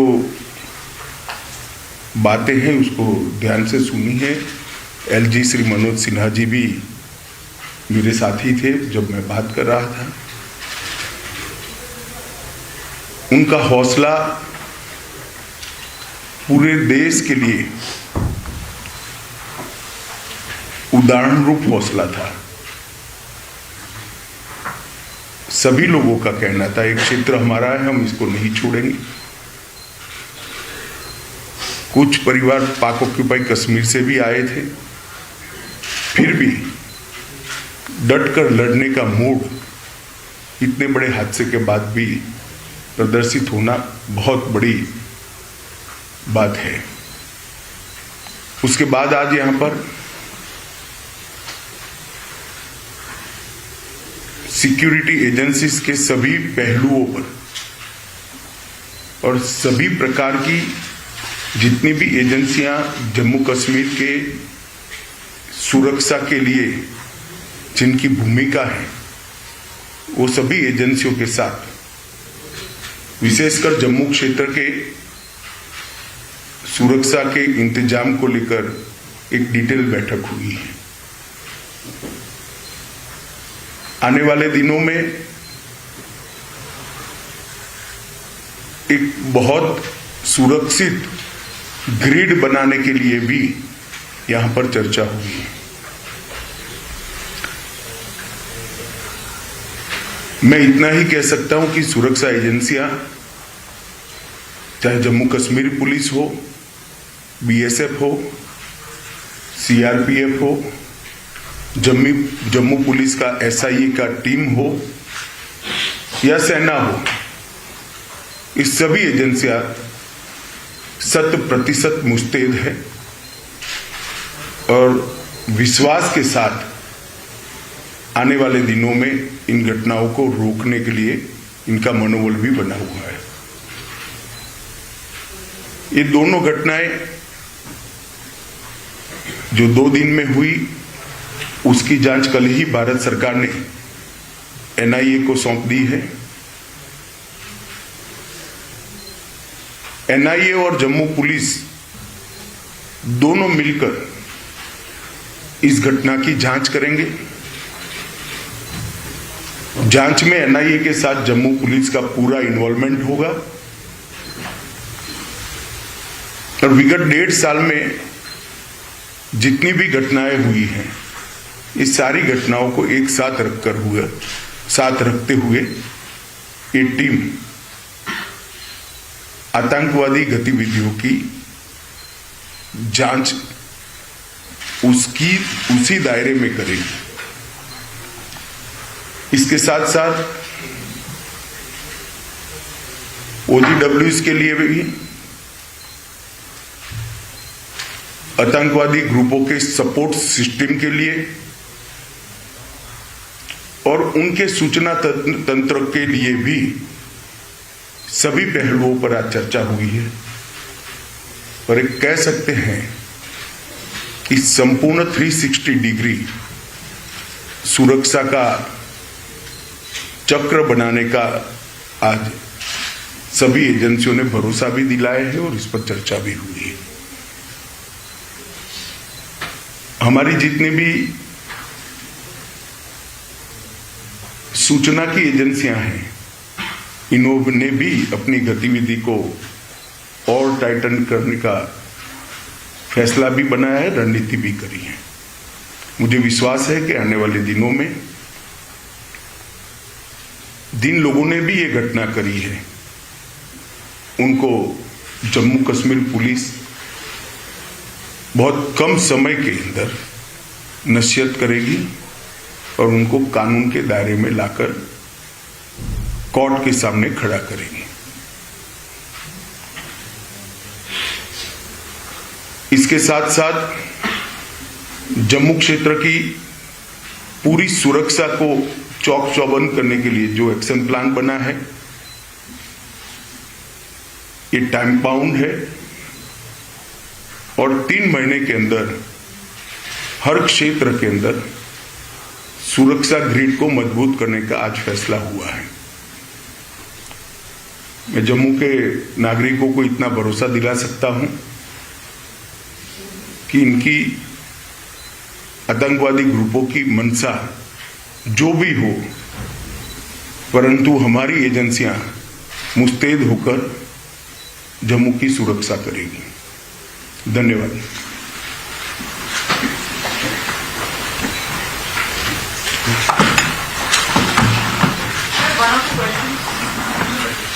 कोई पूछना चाहता है क्या? बता दीजिए। सर, आप जो ये बीबीसीज को जो स्ट्रेंथन कर रहे हैं, बीबीसीज को जो स्ट्रेंथन करने की बात हो रही है, आर्म्स ट्रेनिंग दे रही है सीआरपीएफ, इसके पीछे मंशा क्या है और नहीं, इसको ये घटना के साथ मत जुड़िए। ये फैसला अगस्त अंत में लिया गया है। भारत सरकार ने अगस्त अंत में ही ये फैसला दिया था कि विलेज डिफेंस कमेटी को मजबूत किया जाएगा। सर, ड्रोन से हथियार गिराए जा रहे हैं, लगातार एक मेजर चैलेंज बना हुआ है।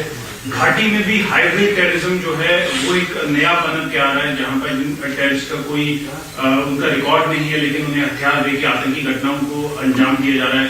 माइनॉरिटीज पे टारगेट किया जा रहा है, उनको मारा जा रहा है। तो सर, इसके सिलसिले में क्या क्या डिसीजन लिए गए हैं, कुछ बता पाएंगे सर? स्पेशली ड्रोन का जो थ्रेट है उसे टैकल। सरदार जी, ये डिसीजन अगर मैं बता पाऊंगा तो उनके लिए क्या बचेगा भैया? क्या सवाल पूछेगा? सर,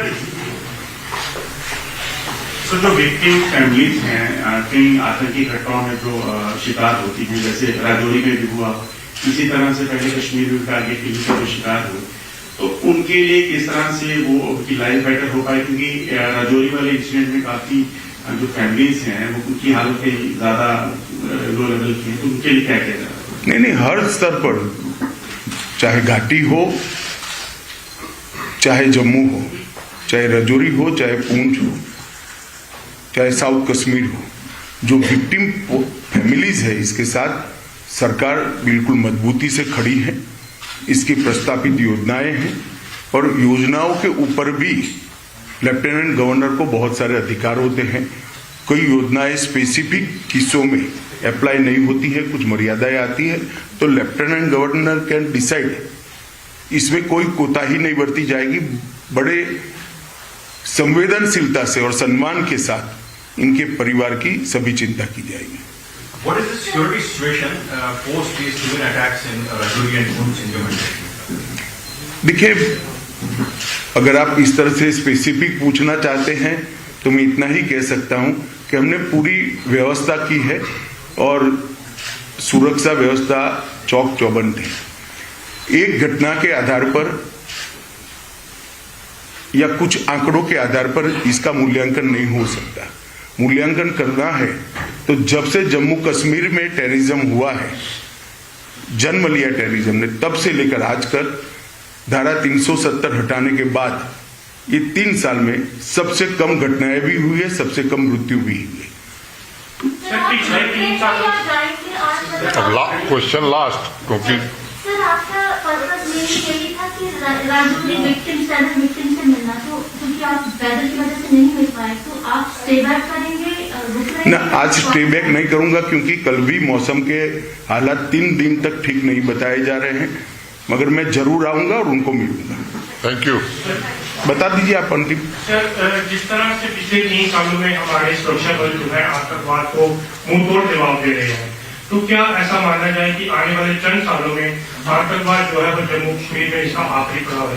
हमारा प्रयास तो यही है और आंकड़े अगर आप देखेंगे तो इसी दिशा में जा रहे हैं। हमारे सुरक्षा बलों ने आतंकवाद को मुंह तोड़ जवाब दिया है और सभी दृष्टि से आतंकवादियों के हताहत होने की संख्या, नागरिकों को मरने की संख्या, तो आतंकवादियों को हताहत होने की संख्या बढ़ी है, नागरिकों के मरने की संख्या कम हुई है। और जो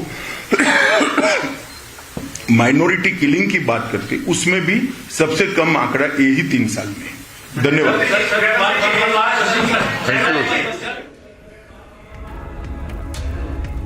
So that's a briefing by the Union Home Minister Amit Shah that has just concluded. This is after a thorough review that he's taken of the security situation right now.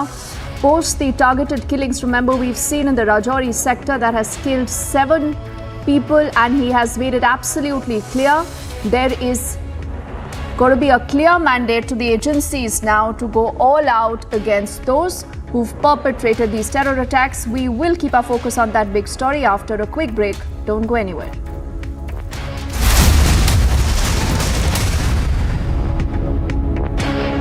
இத்திட்டத்தை நிறைவேற்றி தருவதற்கு making it clear that what has happened in the last 12 days. And as we are reporting on the ground, let me tell you the situation is getting more than worse because it is shifting now, and that is why the main focus of the government and the state authorities and the state government and the central government was to evacuate the people. Let me tell you, this is 723 family nearby almost. who has been already evacuated at this point in time. I'm reporting from the ground. Let me tell you that these all are the places which is one of the most affected area, and the people from there has been already evacuated. We have seen the shelter homes, we have seen the areas where these people has been taken. There are hotels which has been acquired by the state government and the state authorities, so that these people can be relocated over there. If we talk about the dismantling of that particular hotel, which is obviously also shifting, there are two hotels. One is Mount View and another hotel. Then that also has been already started yesterday, and the people has been already evacuated. The area is getting empty because ISRO has now made it clear that what exactly the situation on the ground is. And let me also tell you, if we talk about the relocation or about the people, the compensation, then this all has been discussed. We have seen the meetings after meeting. This was another, but the Chief Minister himself, who was here on the ground, he stayed for a night, and next day he took many meetings with the officials as well as with the administration's senior most officials. So there it has been decided. He has been meeting with the representative of the locals also. So it has been decided that how to go ahead. So the fund already has been decided. 45 crore is the amount which has been decided by the state government. Today it is going to be another important meeting of the cabinet. Then this is going to be like the further discussion whether it has to be increased. What is expected is, yes, this is going to be increased. एक आपने concept दिया जी जनाब का. I don't ever want to claim anything which is not done by me. I only cast my mind back to what General Patinkar and General Nirbhay Sharma had done. What I did was that I took the Ji Janab. Ji Janab was not about saying Ji Janab to everyone. It was just a symbol, a name given to an operation to say, understand the Kashmiri environment, understand the culture, understand the sensitivities.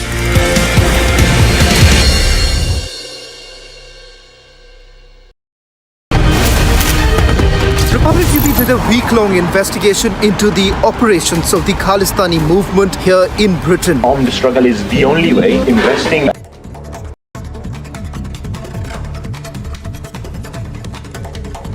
The Union Home Minister Amit Shah is in Jammu. He was earlier expected to meet with the families of those who've lost their loved ones in the terror attack because of the targeted killings, but because of inclement weather, he decided to speak to them on the phone. He's also reviewed the security situation, and he's also made it absolutely sure that these terror attacks will be avenged by our forces. The Union Home Minister, while speaking to the victims and their families, have assured them that these terrorists will be neutralized. He's also assured them he will visit the families at the next given opportunity. He's also told the families that the village defense committees now will be strengthened.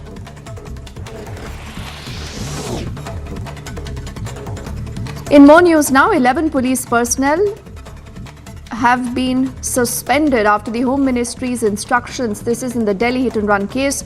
Sources suggest that the Home Ministry has also asked the Delhi police to add murder sections to the FIR. The Delhi police, do remember, had submitted a detailed report on the case earlier.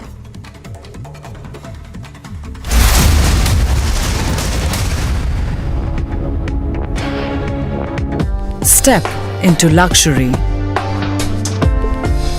where grace blends with grandeur and design blends with innovation. As your stress is washed away and you're transported in the lap of luxury. Cure European bath lounges. Let time wait. இத்திட்டத்தை நிறைவேற்றி தருவதற்கு It clear that what has happened in the last 12 days, and as we are reporting on the ground, let me tell you, the situation is getting more than worse because it is shifting now, and that is why the main focus of the government and the state authorities and the state government and the central government was to evacuate the people. Let me tell you, this is 723 family nearby almost. who has been already evacuated at this point in time. I'm reporting from the ground. Let me tell you that these all are the places which is one of the most affected area, and the people from there has been already evacuated. We have seen the shelter homes, we have seen the areas where these people has been taken. There are hotels which has been acquired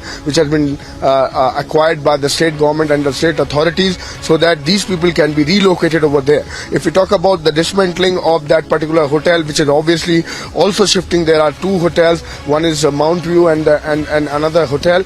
Then that also has been already started yesterday, and the people has been already evacuated. The area is getting empty because ISRO has now made it clear that what exactly the situation on the ground is.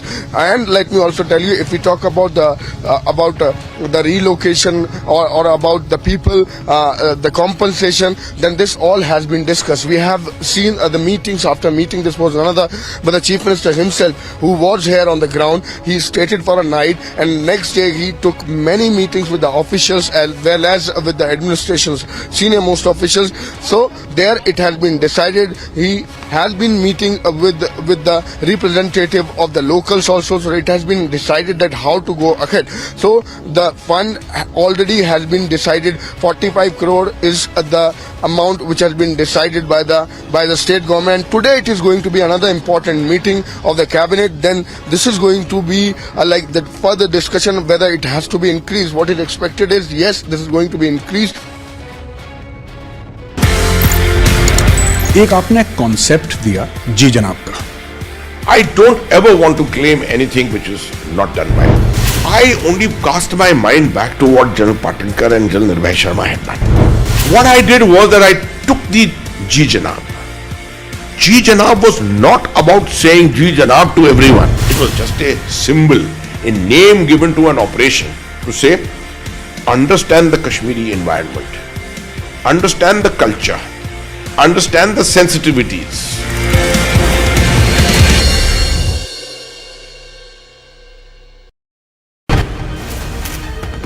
Republic TV did a week-long investigation into the operations of the Khalistani movement here in Britain. Armed struggle is the only way. Investing in armed struggle and destabilizing India, how they've been operating for the last 30 years. Was in content 100 guys. 100 ISIS guys. 100 ISIS guys. Even I don't remember. What was your route? Route option क्या था? पहला था सीधा पूरा Turkey से वहाँ. We don't preach journalism. We practice it.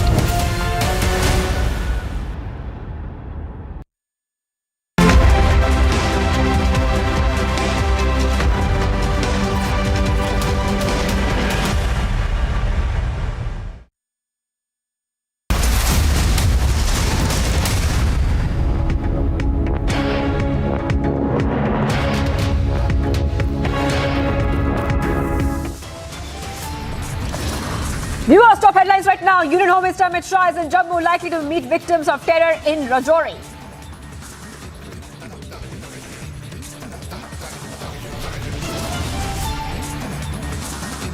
Bizarre claim by PK accused Shankar Mishra, and court says victim peed on herself due to health issues. Can we let this pervert get away?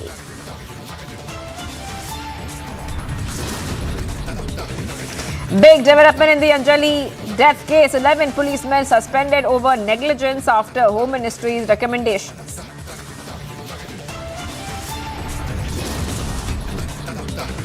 ISRO releases satellite images on Joshimath crisis, gives evidence of 5.4 centimeter land subsidence in just 12 days.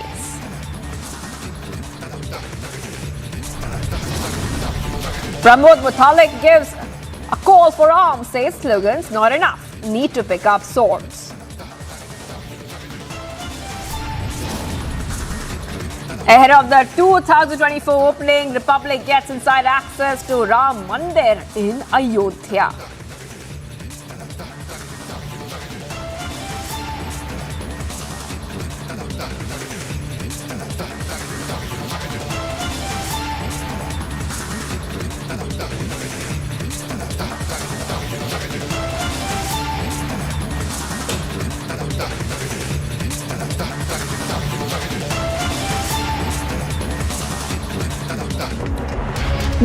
We're live and breaking this Friday evening. I'm Shivangi Shukla getting you the top updates. Shankar Mishra, accused of urinating on a woman on an Air India flight 8 weeks ago in an incident that stoked nationwide outrage, has given a bizarre defense today in the Delhi court. He said that he did not do so. It was his elderly co-passenger who urinated on herself. Now, this stunning claim by Mishra comes in response to a notice issued by the Sessions Court on an application filed by the Delhi police requesting custody for questioning him. He had been sent to 14-day judicial remand on Saturday by a court that turned down the police's request for custody. So we are seeing a shifting of blame happening here, a shifting of blame, and not just a shifting of blame, viewers. What we are seeing here is how Shankar Mishra, the accused in the Air India case, in the Air India P-Gate case, is mocking the victim and shaming the victim. It's a bizarre defense coming in. Shankar Mishra, accused of urinating on an elderly woman on board an Air India flight, told the Delhi court that the woman peed on herself. He claimed that he did not commit the offensive act, viewers. So we're getting these back-to-back updates right now. And we're also being joined right now by Ishani Sharma. Ishani Sharma is joining us. The P-Gate accused lawyer is joining us right now. Ishani Sharma, I just want to ask you that you are the lawyer of the accused. You are the lawyer of the accused, Shankar Mishra. Is that right? Yes. We are the lawyers of the accused. Mr. All Shankar right. Mishra. So right now, yeah. All right. Okay. So Ishani Sharma, the first question is that why has this been this kind of defense coming out by the accused when a complaint was filed? The FIR also mentions indecent acts. What really happened in court? Okay, so there are very, very important observations where I really want to speak out on this right now. Right, like you just said, Shankar Mishra who peed on an elderly woman. That is a statement itself. And then you said that the defense, they claim that the woman peed on herself. So what is happening till right now is that the woman is also claiming that Shankar Mishra has peed on her. That is not yet proven. It is a matter that will still be decided by a trial, which will be led by evidence. Point number one. Point number two is that all the circumstantial evidence still shows that it is physically impossible for a person standing in the aisle to pee on a woman who was sitting on 9A, which was a window seat in a business class, and not impacting the woman who was sitting on the aisle side of it, which is 9C. So the complainant was sitting on a window seat. The woman sitting next to the complainant was on the aisle seat. That is 9C. She has made no complaint, and what you're talking right now is of urine. Urine is not mere water. If she would have been impacted by it, there would have been a drop on her, then she would have been but Ishani Sharma, I understand that, but a lot of eyewitnesses have said something else. They have seen the incident transpire in front of their eyes. Especially an eyewitness like Dr. Bhattacharya, who spoke to Republic TV, who had raised the complaint as well, a written complaint. So, isn't it contradictory to what you are saying? You were talking about an FIR, a first information report right now, right? Okay. And you would want to believe everything that is written in an FIR to be true. So similarly, the FIR, you must be having a copy of it. I'm talking about the eyewitness right now. I'm talking about the eyewitnesses right now.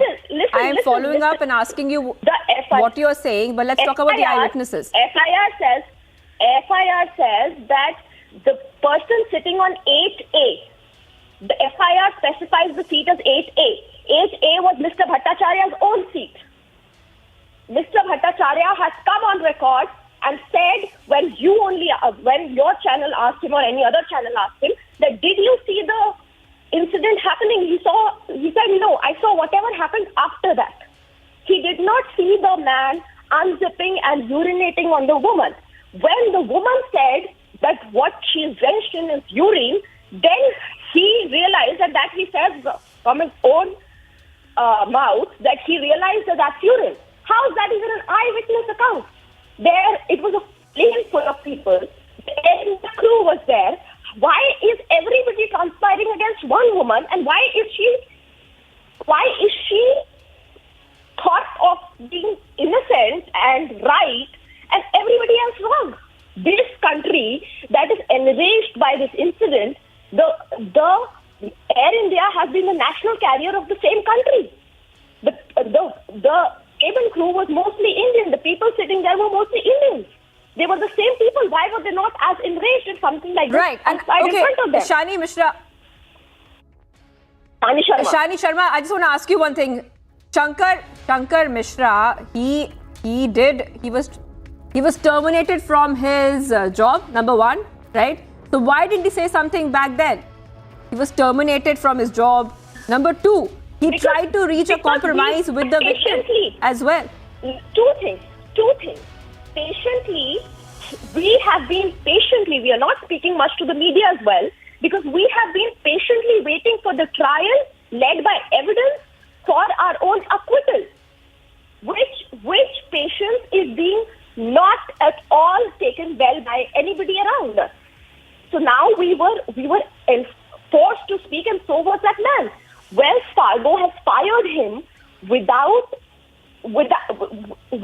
being in consistent with its own policy of firing employees. So it has done no inquiry. Air India internal inquiry is still going on. So everything is under investigation right now. These are all the parallel things that are happening. That is also one side of the story we are speaking of right now, because we want you to think that why did everybody, there is no history of a fight or a brawl between the two of them. They did not know each other before this flight. Why would everybody on the plane conspire against one woman and make her do what she did, or make her, make her more miserable? And why would they protect Shankar Mishra? Because there can be a possibility, right, that Shankar Mishra was on the right side. He was woken up 8 hours after the incident happened. For 8 hours, somebody who does something. If he was on the right side, Shani Sharma, if he was on the right side, he went into hiding as well. He went into hiding as well. He never. No. He was arrested from Bangalore. He was a resident of Bangalore. A notice to be present in front of the court was delivered to him. His sister received that notice. That was till 7th of January, 4 o'clock. If he would have not complied with it, then he would have been absconding. In the meantime, because of this pressure, NBWs were issued against him. There were no bailable warrants first, then there were NBWs issued against him. It's a media trial, a clear case of media trial. He has done no heinous offense. He has not even done what he is being accused of. And still, NBWs were issued against him, and he works in Bangalore. His official address is Bangalore. He was found from Bangalore. He was arrested from Bangalore. How was he running away? Ms. Sharma, this is Abhishek Kapoor. Some questions there. I'm the executive editor of the channel. Some questions. You are not denying the fact that your client was sloshed. He had taken alcohol, and he was under the influence of alcohol. The Air India statements. Also, let me complete my question. Air India crew, in the statements they have given, they have clearly said that this incident has happened. So you are saying everybody else on the flight is a liar. Only your client is speaking the truth? No. Air India inquiry is still happening. When the inquiry committee report is not out, how can we say that Air India is saying that this incident happened? I am just saying one thing, that one person, she was a woman. She was 72-year-old. Suddenly she started. First she raised something, changed my seat. I am not denying that was urine she was drenched in. I am just saying that was not my client. First thing. But my question is, the question I asked you, Ms. Sharma, is that the person against you might be wrong, but the 20 people can't be wrong. The crew can't be wrong. They have given a statement to the police. There is no 20 people. There is no 20 people. The crew has not made the statement saying they said that the woman complained of it. They never said that they saw it happening. Saw it happening is that they saw the man stand up, unzip and urinate. Nobody has come out till now to say that they saw the man stand up, unzip and urinate.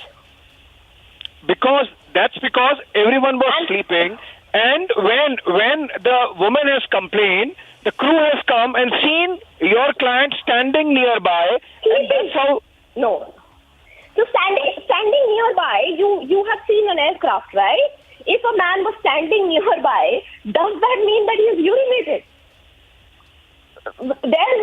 The person sitting on 9C has not... Do you see how colored you are against my client? Okay, let me just put it this way. Since you are the lawyer for your client, and legally speaking, how do you explain this gap between your denial now and all this time that has passed between the incident and subsequent statements?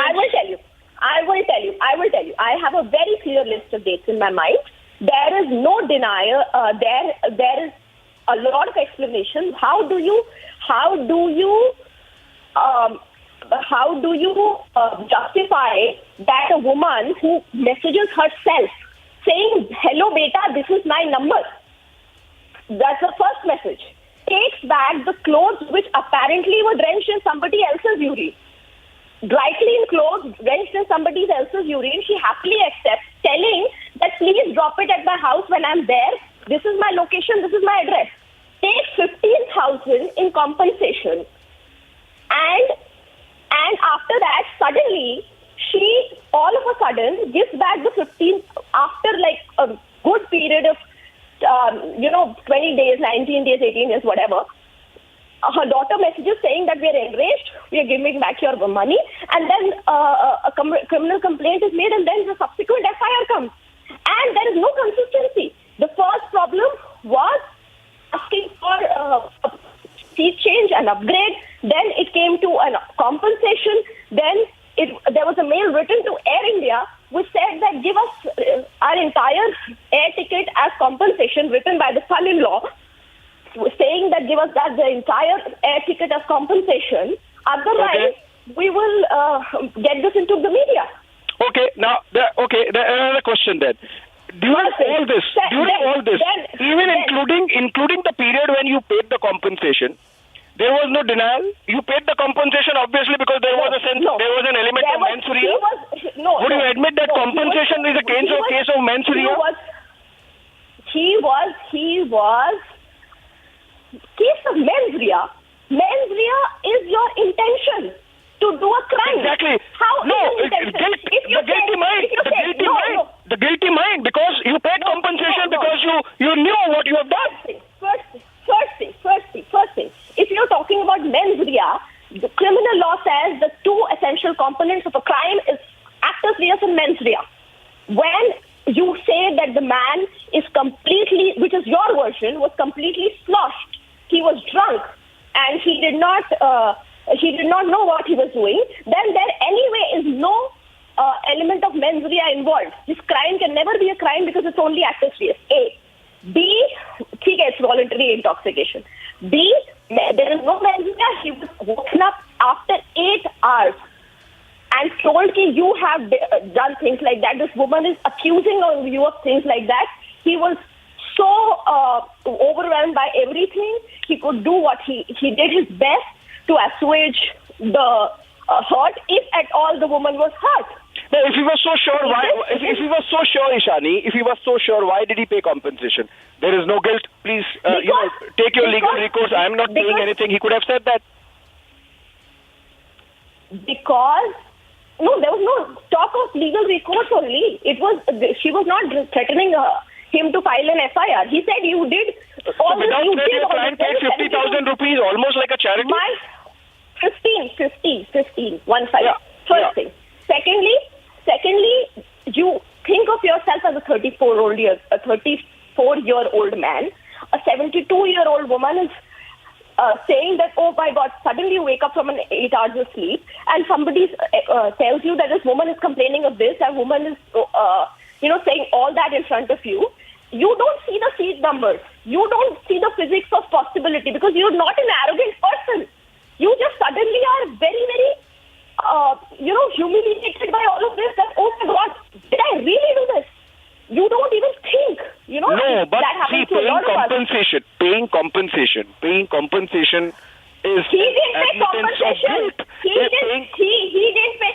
No, he didn't pay compensation. That woman said, you ruined this certain article of mine, which was for $200. He said, I'll pay you the $200. It was not a compensation. First thing. And would any woman who travels in business class take urine-soaked clothes back? That you get it dry cleaned? Was all her trauma worth that much? Why was an FIR? If an FIR was made that day, the urine could have been tested, his blood sample and all of your eyewitnesses, how much alcohol they had consumed could have been tested. So, it would have been a fairer case for us as well. We could have at least been under the basic tenet of law, which is innocent until proven guilty. So nobody is saying that he is, guilty unless proven. But the point is, circumstantial evidence is too much to deny, Ms. Ishani. I am giving you circumstantial evidence here. How are you not seeing the seat arrangement? How are you not seeing the immediate act of the Air India crew? Why are you thinking that they were biased against the lady? They have been the national carrier of a country. Why are we so biased against Air India here? Maybe what all of them did was in the pursuance of the common conscience. They could not tell the woman that, oh, what you're doing is wrong, or we haven't seen this happening, or how could this be? Because she was a 72-year-old, they just, were respectful to her. And then. So basically, Ishani, what you're suggesting is, in your defense, in your client's defense, that the collective judgment of 2 or 3 or 4 crew of Air India is questionable. I am suggesting. I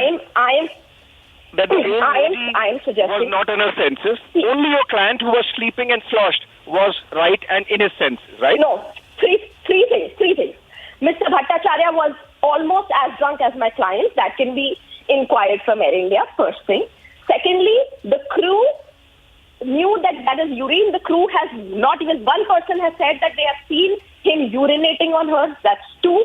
Point number 3 is a basic case. There was somebody on 9C and there was somebody on 9A, and the lady on 9C has not said that something like this has happened.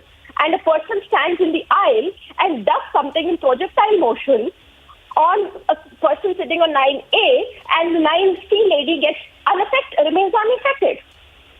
So, I am saying this is a possibility. Why don't we think of, from a person's side, maybe he is not wrong. And all that the country has done, this country has a protocol that the rapist pictures are also not posted across media. My client has his reputation, his family life, his career, everything has been ruined. And for what? For a defense, for something, for a crime that is not even yet proven. No, Ishani, I still have some questions. You are saying. I think I'm done. There is a lot of other things that we need to do. So I think we're done for the day. I've said what I had to say. So, and plus this is no forum for trial. So I think that's... These are legitimate questions. Ishani, it isn't a trial. It's just legitimate questions. Everyone wants to understand. No, I have made it, I agree. I agree that the first thing my client should have done is gotten up and actually looked at, oh my God, I couldn't have done this, and denied.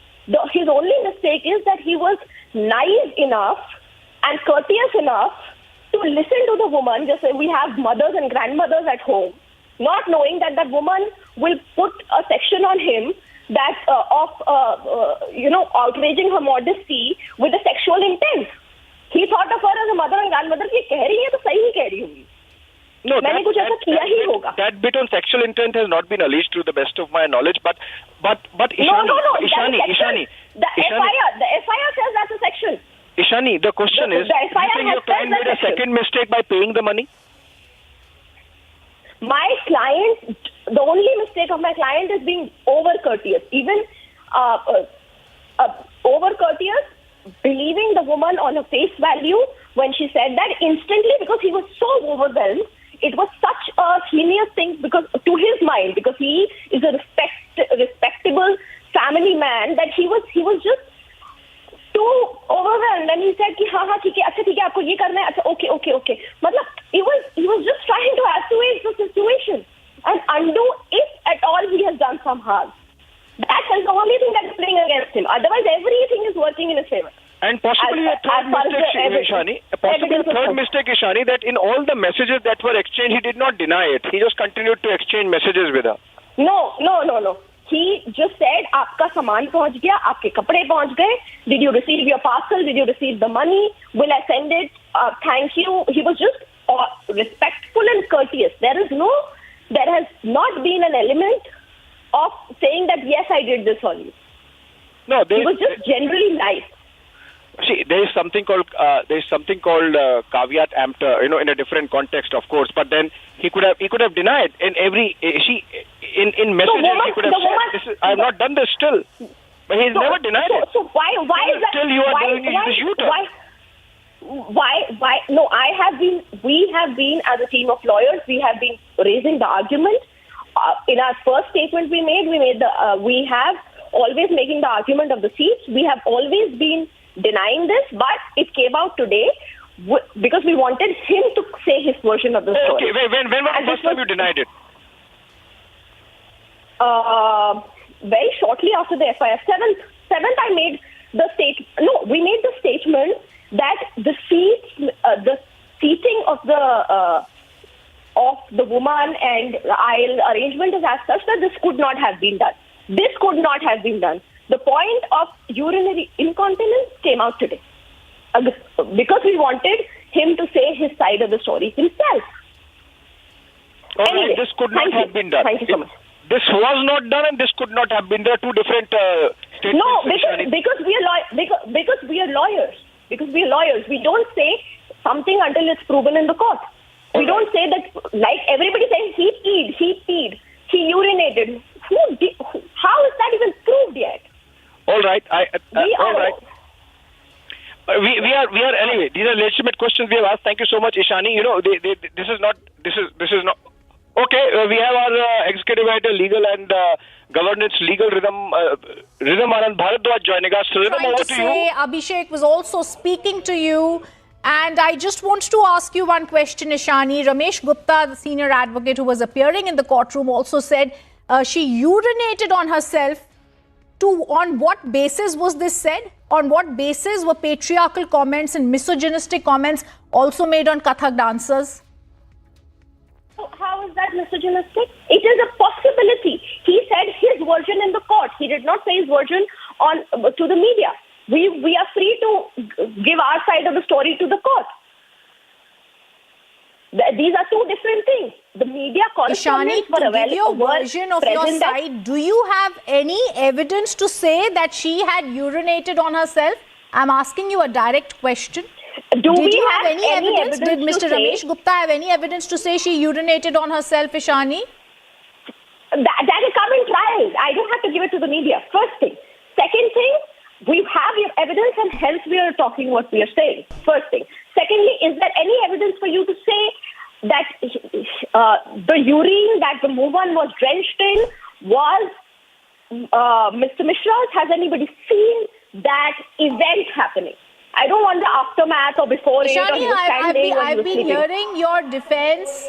I've been hearing your defense for the last 15 minutes, and as I do say, you're now putting forward the story from the viewpoint of your client. I understand that, but a new perspective, a new bizarre, defense has been given by Ramesh Gupta and you for Shankar to say in the courtroom that she urinated on herself. I'm just asking. You don't have a basis for that. How is it bizarre? Do you have anything to prove that? Because there was a witness who was sitting next to Shankar who said he was in an inebriated condition. I have apologies that are there from Air India. Number one. I have people stating that she should have been moved on to another seat. Number two, I have people who were eyewitnesses to the incident sitting next to Shankar clearly stating he was inebriated. It was informed to the crew. How many people inebriated informed to the crew? Because Mr. Bhattacharya said that he informed that you don't serve any more alcohol. How much of alcohol did Mr. Bhattacharya consume? There is a record to prove everything. You know, it is a matter of trial. It is a matter of evidence. I'm not going to comment on this. But like the claims were made from one side, they have not come out and given the evidence to the media for those claims because there is a proper judicial system in place and we are supposed to go in front of the judiciary to give our defense and the claims and the evidence. So we have said our version of the story, that what exactly happened, what exactly transpired. And I would request the media that please accept what we are saying. Just because you've been colored in a certain way for a decent amount of long time doesn't mean, and we were patient enough to actually want to do it through the judicial method. Please don't discard what we are saying in a fashion that you are. I think I've heard your viewpoint. I still believe I think it's a little. I thank you for being with us. I've heard your viewpoint. I still think it's obnoxious and a little bizarre to say that the woman urinated on herself just because one more defense needs to be created by the lawyers in the court. Of course, this is a matter for trial. We're all aware of that. But we'll still slip into a short break. We'll try and understand what's happening. This is a new defense, a twist in the turn, so as to say, coming in from Shankar Mishra, who tries to state that, in fact, the elderly woman peed on herself. She, of course, was a Kathak dancer who was unable to control herself.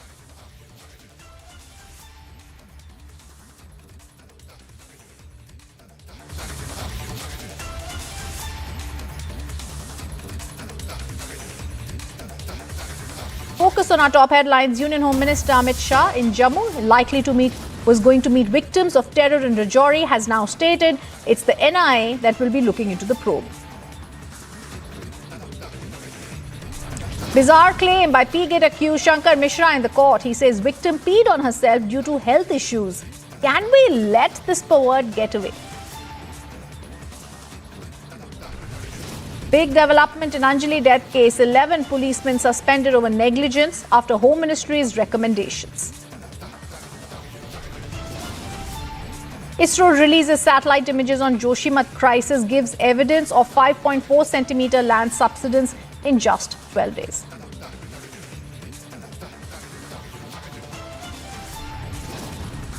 Pramod Muthalik gives call for arms, says slogans not enough, need to pick up swords.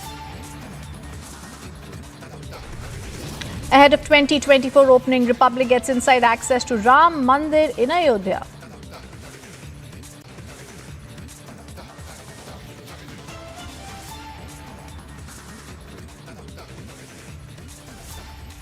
Union Home Minister Amit Shah is in Jammu, where he's chairing the security meeting. He's also was expected to visit Rajouri district to review the ground situation days after twin terror attacks left 7 people dead. The Home Minister spoke about the terror attacks and said it's the NIA that will be handling the probe. He'd also said later he'll meet the family members of civilians who were killed in the incidents.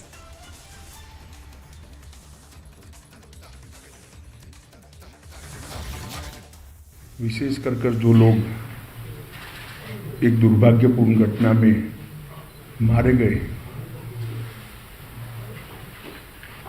Rajouri के क्षेत्र में, इनके आप्तजनों से मिलना और इनकी दुख में सहभागी होना ये उद्देश्य था। परंतु आज मौसम के कारण वहां मैं पहुंच नहीं पाया। सभी के सभी 7 परिवारों के सभी सदस्यों के साथ मेरी टेलीफोन पर बातचीत हुई है और क्योंकि मौसम के कारण मैं जा नहीं सकता था तो टेलीफोन के माध्यम से उनके दुख के अंदर सहभागी होने का मैंने प्रयास किया है। उनकी जो बातें हैं उसको ध्यान से सुनी है। एलजी श्री मनोज सिन्हा जी भी मेरे साथी थे जब मैं बात कर रहा था। उनका हौसला पूरे देश के लिए उदाहरण रूप हौसला था। सभी लोगों का कहना था, एक क्षेत्र हमारा है, हम इसको नहीं छोड़ेंगे। कुछ परिवार पाक ऑक्यूपाई कश्मीर से भी आए थे, फिर भी डटकर लड़ने का मूड इतने बड़े हादसे के बाद भी प्रदर्शित होना बहुत बड़ी बात है। उसके बाद आज यहां पर सिक्योरिटी एजेंसीज के सभी पहलुओं पर और सभी प्रकार की जितनी भी एजेंसियां जम्मू कश्मीर के सुरक्षा के लिए जिनकी भूमिका है वो सभी एजेंसियों के साथ विशेषकर जम्मू क्षेत्र के सुरक्षा के इंतजाम को लेकर एक डिटेल बैठक हुई है। आने वाले दिनों में एक बहुत सुरक्षित ग्रिड बनाने के लिए भी यहां पर चर्चा हुई है। मैं इतना ही कह सकता हूं कि सुरक्षा एजेंसियां चाहे जम्मू कश्मीर पुलिस हो, बीएसएफ हो, सीआरपीएफ हो, जम्मू पुलिस का एसआईए का टीम हो या सेना हो, इस सभी एजेंसियां 100% मुस्तैद है और विश्वास के साथ आने वाले दिनों में इन घटनाओं को रोकने के लिए इनका मनोबल भी बना हुआ है। ये दोनों घटनाएं जो 2 दिन में हुई उसकी जांच कल ही भारत सरकार ने एनआईए को सौंप दी है। एनआईए और जम्मू पुलिस दोनों मिलकर इस घटना की जांच करेंगे। जांच में एनआईए के साथ जम्मू पुलिस का पूरा इन्वॉल्वमेंट होगा और विगत 1.5 साल में जितनी भी घटनाएं हुई हैं इस सारी घटनाओं को एक साथ रखते हुए ये टीम आतंकवादी गतिविधियों की जांच उसी दायरे में करेगी। इसके साथ साथ ओजीडब्ल्यूज के लिए भी आतंकवादी ग्रुपों के सपोर्ट सिस्टम के लिए और उनके सूचना तंत्र के लिए भी सभी पहलुओं पर आज चर्चा हुई है। और एक कह सकते हैं कि संपूर्ण 360 डिग्री सुरक्षा का चक्र बनाने का आज सभी एजेंसियों ने भरोसा भी दिलाया है और इस पर चर्चा भी हुई है। हमारी जितनी भी सूचना की एजेंसियां हैं इन्होंने भी अपनी गतिविधि को और टाइटन करने का फैसला भी बनाया है, रणनीति भी करी है। मुझे विश्वास है कि आने वाले दिनों में जिन लोगों ने भी ये घटना करी है उनको जम्मू कश्मीर पुलिस बहुत कम समय के अंदर नसीहत करेगी और उनको कानून के दायरे में लाकर कोर्ट के सामने खड़ा करेगी। इसके साथ साथ जम्मू क्षेत्र की पूरी सुरक्षा को चौक चौबंद करने के लिए जो एक्शन प्लान बना है, ये टाइम बाउंड है और 3 महीने के अंदर हर क्षेत्र के अंदर सुरक्षा ग्रिड को मजबूत करने का आज फैसला हुआ है। मैं जम्मू के नागरिकों को इतना भरोसा दिला सकता हूं कि इनकी आतंकवादी ग्रुपों की मंशा जो भी हो, परंतु हमारी एजेंसियां मुस्तैद होकर जम्मू की सुरक्षा करेगी। The biggest news. 10 मार्च के बाद बुलडोजर चलेगी कि नहीं चलेगी? 10 मार्च के बाद फिर विकास और पेशेवर माफिया और अपराधियों के ऊपर फिर से बुलडोजर अपना काम भी करना प्रारंभ कर देगा। The biggest news makers. The government is not going out of its way to correct any political messaging. After a point, it is like you can convince a person who wants to listen and think. But if I've already made up my mind, no argument can convince them. The biggest events.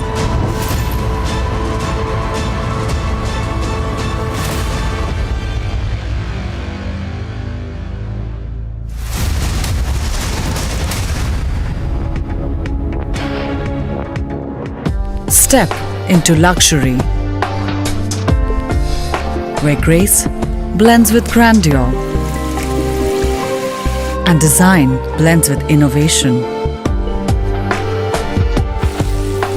As your stress is washed away and you're transported in the lap of luxury. Cure European bath lounges. Let time wait. एक आपने concept दिया जी जनाब का। I don't ever want to claim anything which is not done by me. I only cast my mind back to what General Patinkar and General Nirbhay Sharma had done. What I did was that I took the Ji Janab.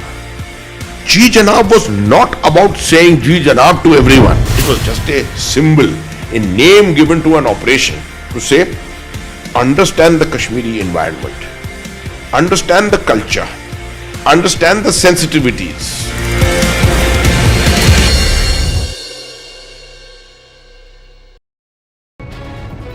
Pro-Pakistan slogans were raised in the Triat area of the Rajouri district. The incident has been reported on 11th of January, after which on 12th, that is yesterday, the Tehsildar wrote to the Superintendent of Police Rajouri as well as the other senior officials, and the complaint is according to the incident that has unfolded inside the premises of the Tehsildar office in the Triat area of Kalakot subdivision in the Rajouri district.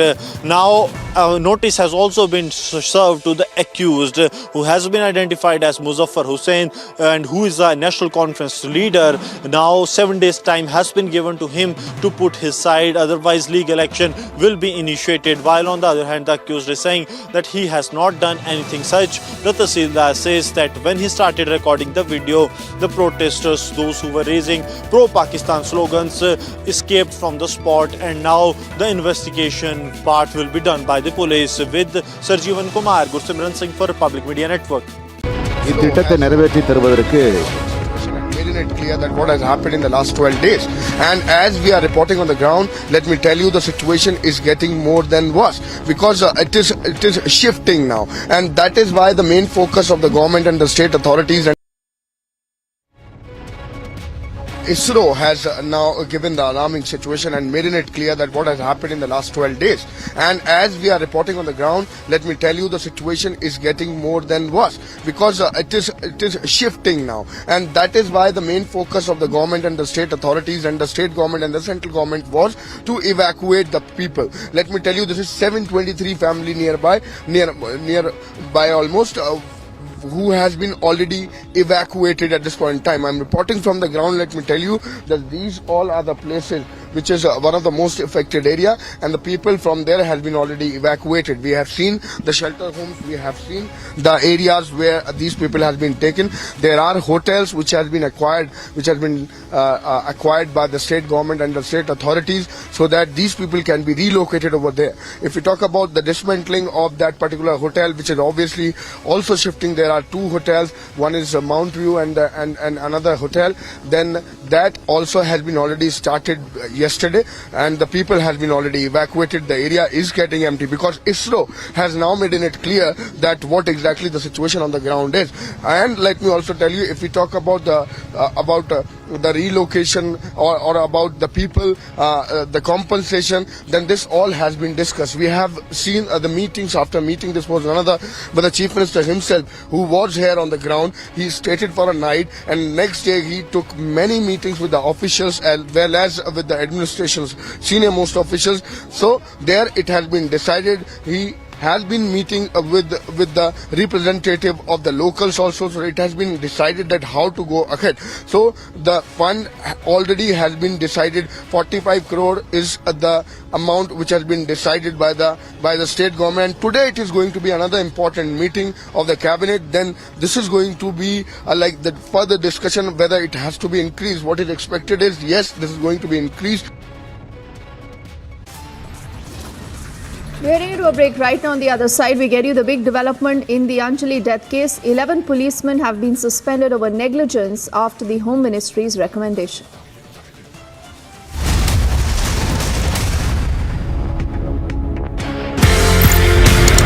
एक आपने concept दिया जी जनाब का. I don't ever want to claim anything which is not done by me. I only cast my mind back to what General Patinkar and General Nirbhay Sharma had done. What I did was that I took the Ji Janab. Ji Janab was not about saying Ji Janab to everyone. It was just a symbol, a name given to an operation to say, understand the Kashmiri environment, understand the culture, understand the sensitivities.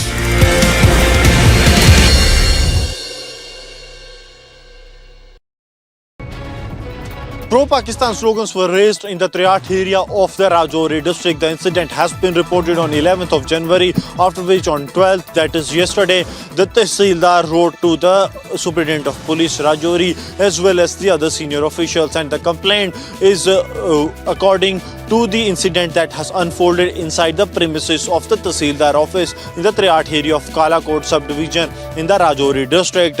Now, a notice has also been served to the accused, who has been identified as Muzaffar Hussain and who is a National Conference leader. Now 7 days time has been given to him to put his side, otherwise legal action will be initiated. While on the other hand, the accused is saying that he has not done anything such. The Tehsildar says that when he started recording the video, the protesters, those who were raising pro-Pakistan slogans, escaped from the spot, and now the investigation part will be done by the police. With Sarjeevan Kumar, Gursimran Singh for Republic Media Network. இத்திட்டத்தை நிறைவேற்றி தருவதற்கு Made it clear that what has happened in the last 12 days. And as we are reporting on the ground, let me tell you, the situation is getting more than worse, because it is shifting now, and that is why the main focus of the government and the state authorities and the state government and the central government was to evacuate the people. Let me tell you, this is 723 family nearby almost, who has been already evacuated at this point in time. I'm reporting from the ground. Let me tell you that these all are the places which is one of the most affected area, and the people from there has been already evacuated. We have seen the shelter homes, we have seen the areas where these people have been taken. There are hotels which has been acquired, acquired by the state government and the state authorities, so that these people can be relocated over there. If we talk about the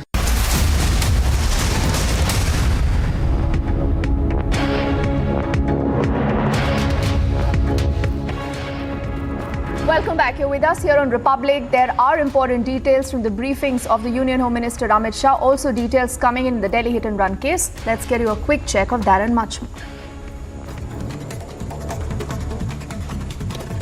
The Union Home Minister Amit Shah arrived in Jammu earlier. He's spoken to the families of those who were killed in the terror attack in Rajouri.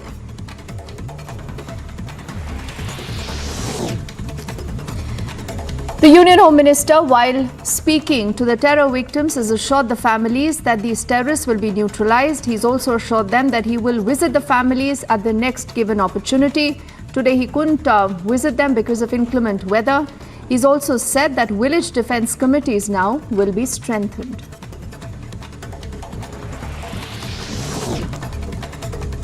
Eleven police personnel have been suspended after the Home Ministry's instructions. This is in the Delhi hit-and-run case. Sources say that the Home Ministry has also asked the Delhi police to add murder sections to the FIR. Do remember earlier the Delhi police has submitted a detailed report to the MHA. Republic has spoken to the family of the Delhi hit-and-run victim. Anjali's mother says that they have been demanding that murder charges be added to the FIR. 302 धारा लगनी चाहिए, उन लोगों को फांसी होनी चाहिए, तो यही कहना चाहूँगी। मेरी बेटी को इंसाफ मिलना चाहिए। पता नहीं, पुलिस वाले कह रहे थे मोटिव नहीं है, और जो कि गुनाहगारों ने खुद ने कबूल कर लिया है कि हाँ हमें पता था कि गाड़ी के नीचे कुछ है और लड़की है, और हम फिर भी गाड़ी चलाते गए और उन्होंने गाड़ी नहीं रोकी।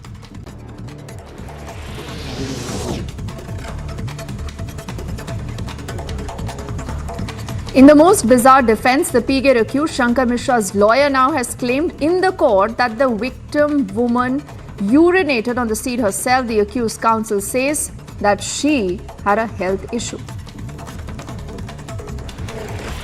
The battle between the Tamil Nadu government and the governor continues to escalate. The VCK, which is an ally of the DMK government, earlier today has held this massive protest against the governor, also demanded his resignation. Now, earlier, the Chief Minister M.K. Stalin also wrote to the President seeking his intervention. To Kerala now, where a person has been injured in a bomb blast incident that occurred in Kannur. The police suspect that there is more to this entire incident. Forensic teams were rushed to the spot. The injured right now is undergoing treatment. Chief Minister of Uttarakhand, Pushkar Singh Dhami, has announced an interim package to the affected families in the landslide area of Joshimath. He's also said that a committee has been constituted to decide the interim package and the rate of rehabilitation. जो प्रभावित क्षेत्र है और जो ज़्यादा प्रभावित लोग हैं उन सभी को उस क्षेत्र से शिफ्ट कर रहे हैं और शिफ्ट किया गया है। लगभग 90 के आसपास परिवार होंगे जिनको शिफ्ट किया जा चुका है अभी तक, और जहां भी लग रहा है कि उनको शिफ्ट करने की आवश्यकता उनको शिफ्ट किया जा रहा है।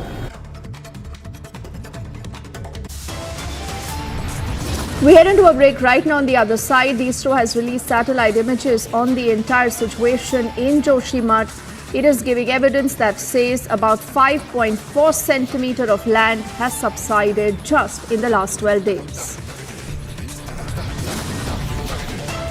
Also, Pramod Mutalek of the Shri Ram Sene now has given a call for arms. He says slogans not enough, need to pick up swords. Will there be action against him?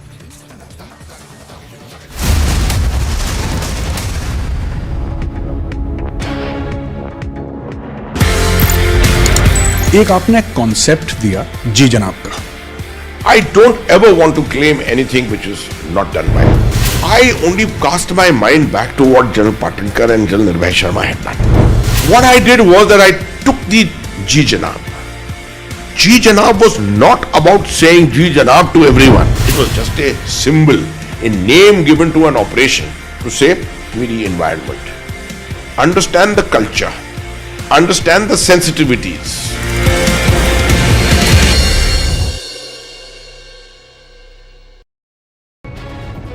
Pro-Pakistan slogans were raised in the Triat area of the Rajouri district. The incident has been reported on 11th of January, after which on 12th, that is yesterday, the Tehsildar wrote to the Superintendent of Police Rajouri as well as the other senior officials, and the complaint is according to the incident that has unfolded inside the premises of the Tahsildar office in the Triat area of Kalakot subdivision in the Rajouri district. Now, a notice has also been served to the accused, who has been identified as Muzaffar Hussain and who is a National Conference leader. Now, 7 days time has been given to him to put his side, otherwise legal action will be initiated. While on the other hand, the accused is saying that he has not done anything such. The Tahsildar says that when he started recording the video, the protesters, those who were raising pro-Pakistan slogans, escaped from the spot, and now the investigation part will be done by the police. With Sarjeevan Kumar, Gursimran Singh for Republic Media Network. Made it clear that what has happened in the last 12 days. And as we are reporting on the ground, let me tell you the situation is getting more than worse because it is shifting now. And that is why the main focus of the government and the state authorities and the state government and the central government was to evacuate the people. Let me tell you, this is 723 family nearby almost.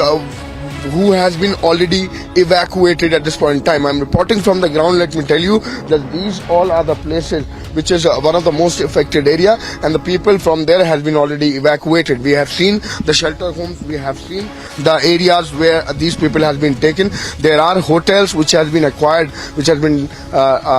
by the state government and the state authorities so that these people can be relocated over there. If we talk about the dismantling of that particular hotel, which is obviously also shifting, there are two hotels. One is Mount View and another hotel. Then that also has been already started yesterday, and the people has been already evacuated. The area is getting empty because ISRO has now made it clear that what exactly the situation on the ground is. And let me also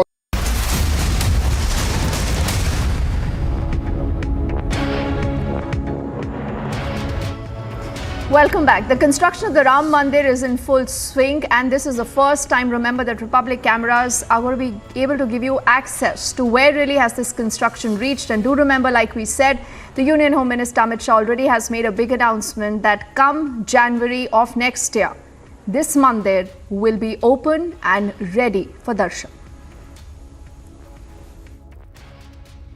Shri Ram मंदिर के भव्य निर्माण को लेकर काम जो है वो चल रहा है। इन तस्वीरों के जरिए आप बहुत आसानी से समझ सकते हैं, क्योंकि 2024 जिसको लेकर खुद अमित शाह जो गृह मंत्री हैं, उन्होंने अपनी एक रैली के अंदर इस बात का जिक्र किया था कि 2024 के शुरुआती महीने में प्रभु श्री राम लला के दर्शन उनके करोड़ों भक्त जो है वो कर सकते हैं। और ये तस्वीर, और इस तस्वीर के जरिए सतीश एक बार तस्वीर दिखाएगा पीछे, जहां पर आपको ये जय श्री राम नाम की पताका नजर आ रही है। यहाँ पर प्रभु श्री रामलला जो हैं वो विराजमान होंगे और उनके करोड़ों भक्त जो हैं वो दर्शन कर सकते हैं प्रभु श्री राम का। और ये गर्भगृह है जहां पर श्री रामलला जो है वो विराजमान होंगे। इन तस्वीरों के जरिए आप समझ सकते हैं कि ये मंदिर कितना दिव्य और कितना भव्य होगा। इसकी दिव्यता और भव्यता आप इन पत्थरों की नक्काशी से भी समझ सकते हैं, जिन पत्थरों की नक्काशी लगातार यहाँ पर की जा रही है। और इन नक्काशी के जरिए बहुत आसानी से समझा जा सकता है कि कितना खूबसूरत ये प्रभु श्री राम का मंदिर जो है वो बन रहा है, जिसको लेकर प्रभु श्री राम के करोड़ों भक्त इंतजार कर रहे हैं कि कब वो दर्शन करेंगे अपने प्रभु श्री राम का उनके इस दिव्य और भव्य मंदिर में। दूसरी सबसे बड़ी बात यह है, तमाम चुनौतियां थी, क्योंकि 5 तारीख को जब इस मंदिर का नींव पूजन किया गया प्रधानमंत्री नरेंद्र मोदी के द्वारा, नींव पूजन के बाद कोविड और कोविड की चुनौतियों के बीच भी यहाँ पर काम जो है वो लगातार होता रहा, जिसके बाद आज तकरीबन 2 साल 4 महीने से ज्यादा का वक्त हो चुका है इस मंदिर के निर्माण कार्य की शुरुआत को। और अब ये मंदिर, इसके गर्भगृह का काम जो है वो खत्म होने वाला है, यानी कि तकरीबन 1 साल और 1 साल के बाद गर्भगृह का काम जो है वो कंप्लीट होगा। और जहां पर आपको जय श्री राम नाम की ये पताका नजर आ रही है, सतीश जूम करके दिखाएगा, क्योंकि ये जगह बहुत खास है। हर एक उस श्रद्धालु के लिए, हर एक उस भक्त के लिए जो इंतजार कर रहा है प्रभु श्री राम का, उनके इस गर्भगृह में पहुंचने का, उनके इस गर्भगृह में विस्थापित होने का। और वो इंतजार खत्म होगा अब से तकरीबन 1 साल बाद, जब भक्त इसी गर्भगृह में दर्शन कर सकेंगे अपने आराध्य प्रभु श्री राम के। रामचरितमानस या मनुस्मृति में जो जाति व्यवस्था और वर्ण व्यवस्था के बारे में लिखा गया, उसके खिलाफ है आप? उसके खिलाफ है? मैं सीधी बात करता हूँ कि नहीं, उसके खिलाफ है। बात सुन लीजिए ना, रामचरितमानस हो या मनुस्मृति हो या गोवलकर का बंच ऑफ थॉट हो, इसमें जातियों के खिलाफ जो विसंगति का अंश है उसको काट के हटाना चाहिए।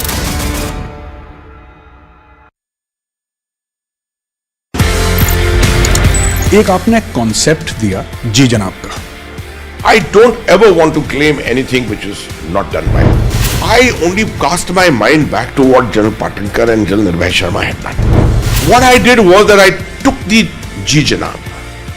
Ji Janab was not about saying Ji Janab to everyone. It was just a symbol, a name given to an operation to say, understand the Kashmiri environment, understand the culture, understand the sensitivities.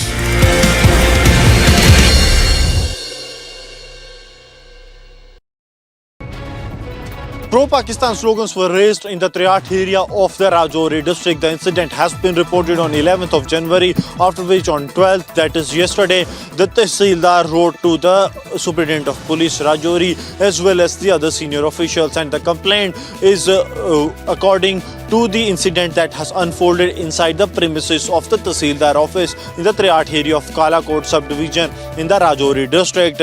Now, a notice has also been served to the accused, who has been identified as Muzaffar Hussain and who is a National Conference leader. Now 7 days time has been given to him to put his side, otherwise legal action will be initiated. While on the other hand, the accused is saying that he has not done anything such. The Tehsildar says that when he started recording the video, the protesters, those who were raising pro-Pakistan slogans, escaped from the spot, and now the investigation part will be done by the police. With Sarjeevan Kumar, Gursimran Singh for Republic Media Network.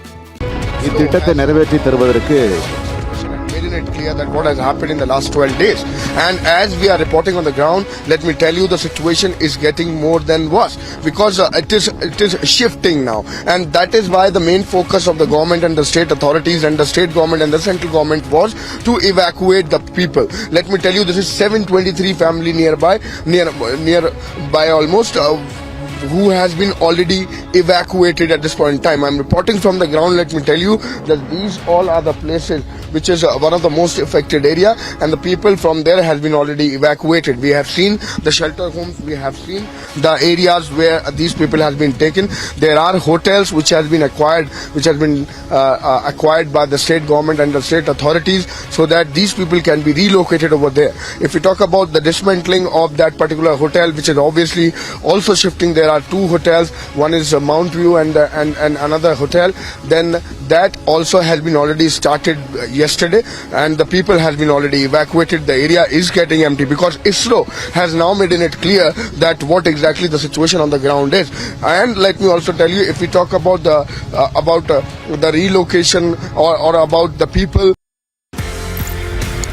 ये कहानी 1947 में जाती है sir. एक नया मुल्क बनता है पाकिस्तान। जो ऑफिसर्स हैं इंडियन आर्मी में, उनको ये बोला जाता है कि आप चूज करें आप कहां पे जाना चाहते हैं। मेरे पिताजी जनरल सैयद मेहदी हसनैन उस वक्त कैप्टन जब आर्मी के अंदर आए थे, तो फर्स्ट गढ़वाल राइफल्स में आए। प्योर हिंदू सोल्जर्स कम्युनिटी जो थी पूरी, उसमें एक अकेला मुसलमान। उनके कमांडिंग ऑफिसर ने उनसे पूछा, बंटवारे के अंदर आप क्या चाहेंगे, किसी मुस्लिम यूनिट के साथ, मुस्लिम रेजिमेंट के साथ पाकिस्तान आर्मी में जाने की? जवाब जो था बहुत जबरदस्त। मैंने सोच लिया, मैं उस देश में जाऊंगा, मैं उस फौज में जाऊंगा जिसमें मजहब के लिए कोई अलग जगह नहीं है।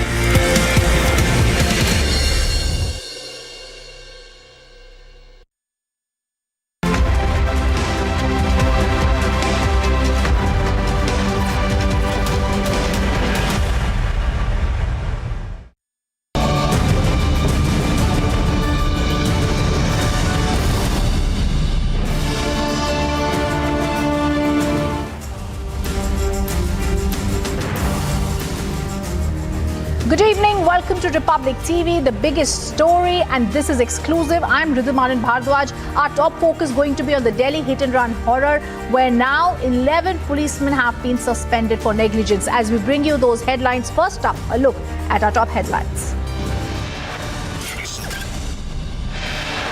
Big development in Anjali death case. 11 policemen suspended over negligence after Home Ministry's recommendation.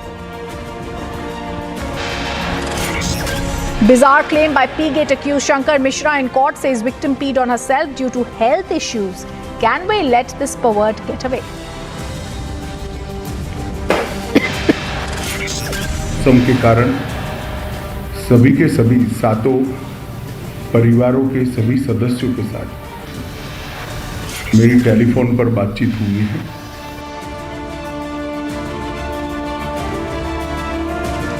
Home Minister Amit Shah in Jammu today assures action against targeted killings, says NIA to now probe Rajouri terror attack.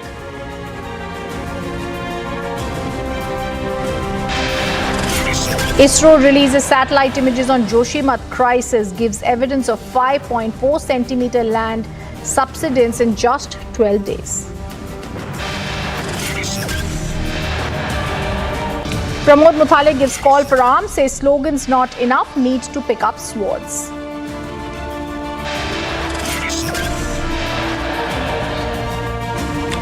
Ahead of 2024 opening, Republic gets inside access to Ram Mandir in Ayodhya.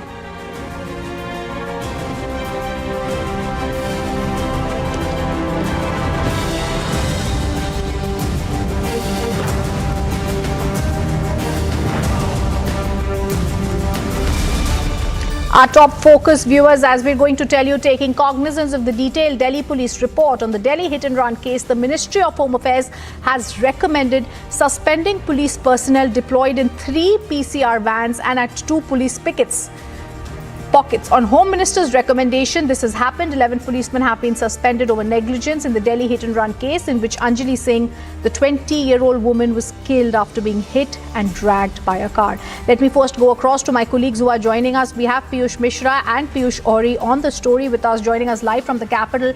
Piyush Mishra, if I could come to you, this is an impact of the coverage that has been done right here. 11 cops have been suspended. What is the latest that we are picking up, and what further probe will happen to ensure justice is met?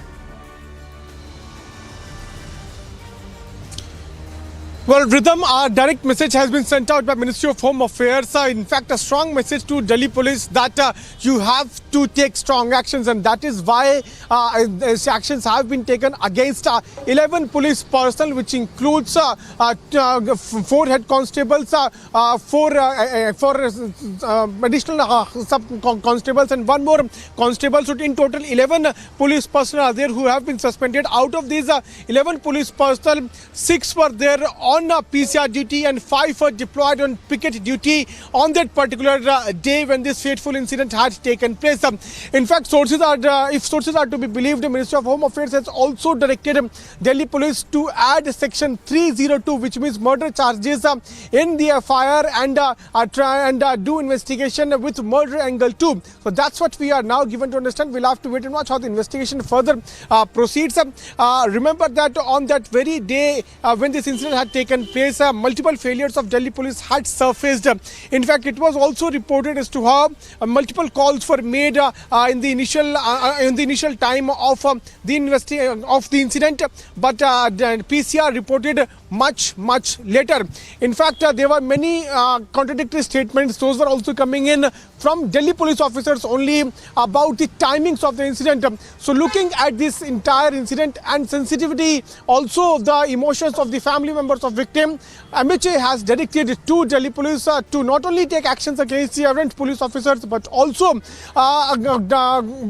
look into the murder angle as far as this entire case is concerned. We'll have to wait and watch as to how the investigation further proceeds. But yes, the family members of victim Anjali have welcomed this entire decision. In fact, they are demanding that senior officers of Delhi police should also be held accountable for this unfortunate incident. Okay, I also have with me, as Piyush waits with us, Piyush Mishra is also with us. I also want to go across to our guest who's joining us right now in the Delhi studios, Bhupendra Chaurasiya, who is the uncle of Anjali. He's been speaking to the police. He's been trying to ensure the murder charges put. Bhupendra ji, जैसे आज हमें दिख रहा है, police अब कह रही है कि एक मर्डर चार्ज इन लोगों के अगेंस्ट, अक्यूज्ड के अगेंस्ट लिखाया जाएगा. आपकी और क्या मांगे हैं कि अंजलि को जस्टिस मिले? मैम, पहले तो मैं बताना चाहूँगा, मैं उसका अंकल नहीं हूँ, मैं नोन हूँ and I am helping them out in all the legal things, media और जो भी पुलिस का सब है. दूसरी चीज़ मुझे ऐसा लगता है कि सबसे पहले तो जो मीडिया रिपब्लिक भारत इस न्यूज़ को इतने ज़ोरों शोरों से चला रहा है जब गृह मंत्रालय तक ये बात पहुंचती है तो वो एक्शन में आते हैं। और उस दिन अगर प्रॉपर कंजावाला एरिया में ये पीसीआर के जो 6 पुलिसकर्मी हैं और जो पिकेट के 5 पुलिसकर्मी हैं, इन 11 पुलिसकर्मियों ने अगर अपनी ड्यूटी अच्छे से निभाई होती तो आज अंजलि हमारे बीच में होती। पहली चीज़। दूसरी चीज़, इसमें मैं एक और बहुत इंपॉर्टेंट बात डालना चाहूँगा जो अभी तक शायद किसी के दिमाग में नहीं आई है। मुझे लगता है कि जितना वो 11 पुलिस वाले इस एसेसिनेशन के लिए इन्वॉल्व हैं, मुझे लगता है डीसीडब्ल्यू भी उतना ही इन्वॉल्व है। डीसीडब्ल्यू जो है वो कुछ भी काम नहीं कर रहा है, वो सिर्फ कागज़ बना रहा है, वो सिर्फ पत्रे लिख रहा है और वो जो है दिल्ली पुलिस से क्वेश्चन कर रहा है। डीसीडब्ल्यू का जो बेसिक फंक्शन है वो है प्रोटेक्शन ऑफ वुमेन्स।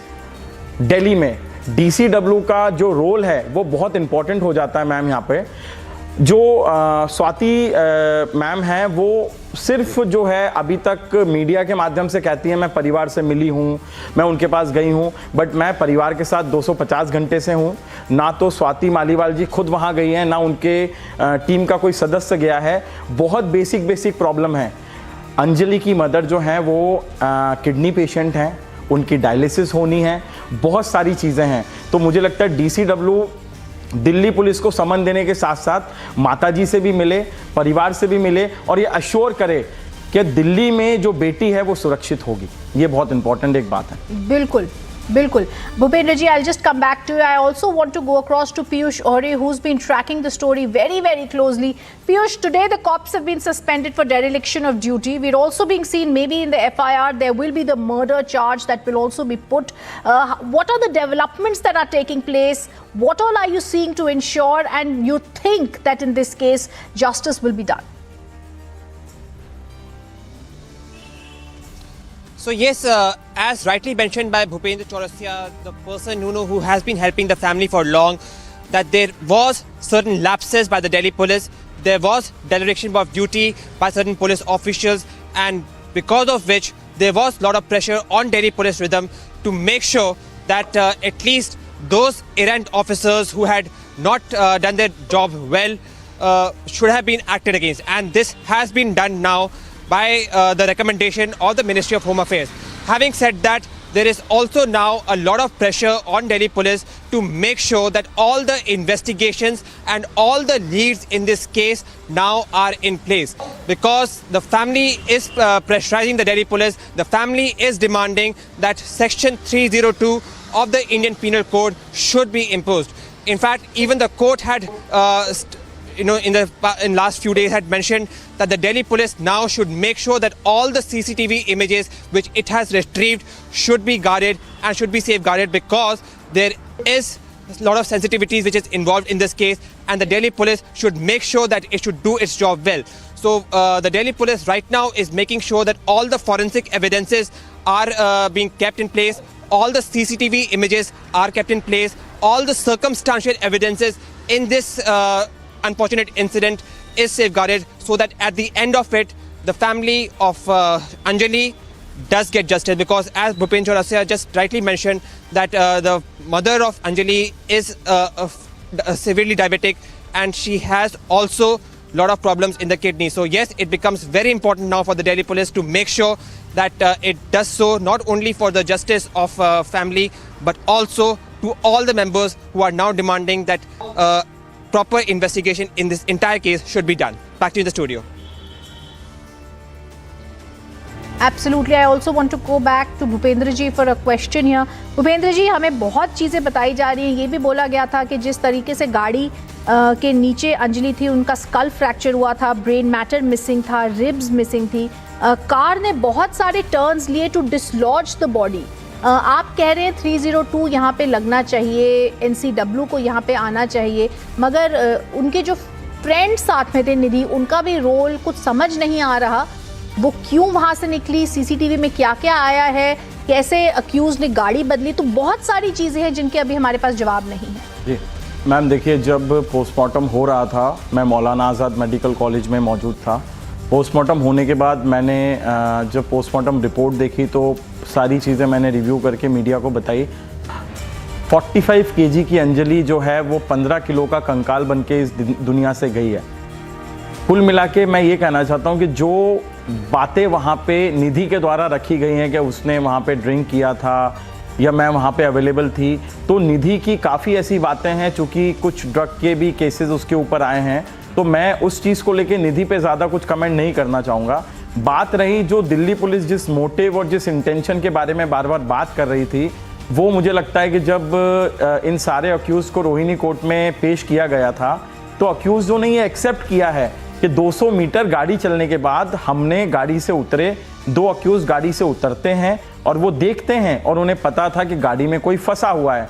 तो जो 200 मीटर तक जो हुआ वो शायद एक एक्सीडेंट था, बट 200 मीटर के बाद जो 13 किलोमीटर हुआ वो मर्डर था।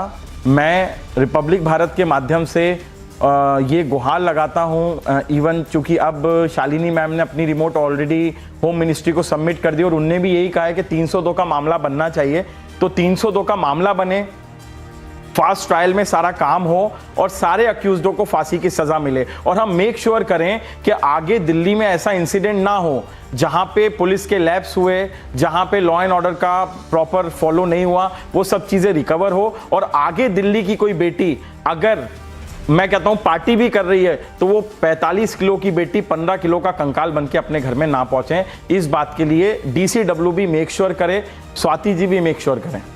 Thank you. बिल्कुल, मैं आपसे एक आखिरी सवाल पूछना चाहती हूँ। अब हम कह रहे हैं 304 लगना चाहिए, 302 कल्पेबल होमिसाइड ऑलरेडी है, correct. 302 of the IPC should be put.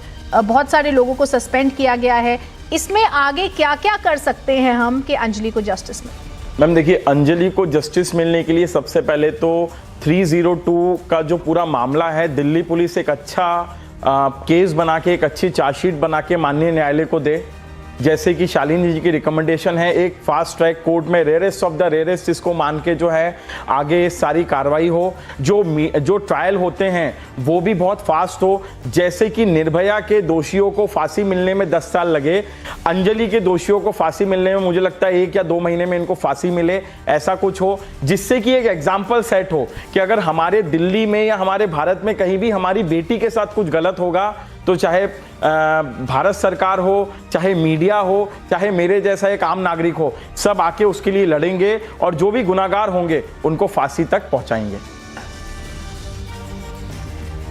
Absolutely, जो आप कह रहे हैं बिल्कुल ऐसे ही होना चाहिए। Murder charge should be added, cops have been suspended, Nidhi's role is still under the scanner, and what is most shocking is that there was some links and hints that the accused knew that there was a body lodged under the car, and yet they continued driving, and that's why the murder charge with mens rea needs to be added here. I thank you for being with us, Bhupendra ji, and hopefully quickly justice will be done to Delhi's daughter. Moving on, viewers, to the other top focus that we are tracking at this hour, we are talking about the Union Home Minister. Days after the Rajouri attack, Home Minister Amit Shah landed in Jammu today. He was to meet the kin of the victim of the terror attack but could not due to weather. However, Amit Shah today did a press conference in Jammu. He announced an action plan has been chalked out to strengthen the entire security of the Jammu region. He assured people that the CRPF, Jammu and Kashmir Police, Army, all security agencies have been instructed to ensure incidents like this are not repeated. Take a listen.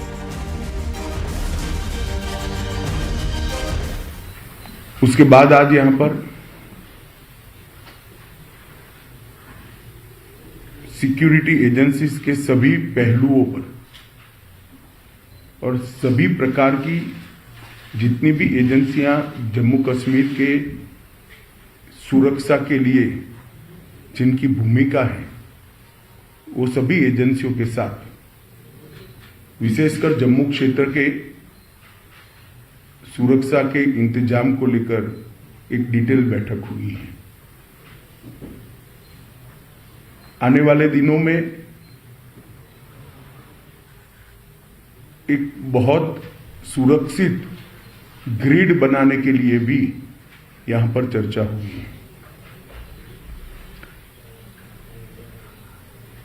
मैं इतना ही कह सकता हूं कि सुरक्षा एजेंसियां, चाहे Jammu Kashmir police हो, BSF हो, CRPF हो, जम्मू पुलिस का SIA का टीम हो या सेना हो, इस सभी एजेंसियां 100% मुस्तैद है और विश्वास के साथ आने वाले दिनों में इन घटनाओं को रोकने के लिए इनका मनोबल भी बना हुआ है।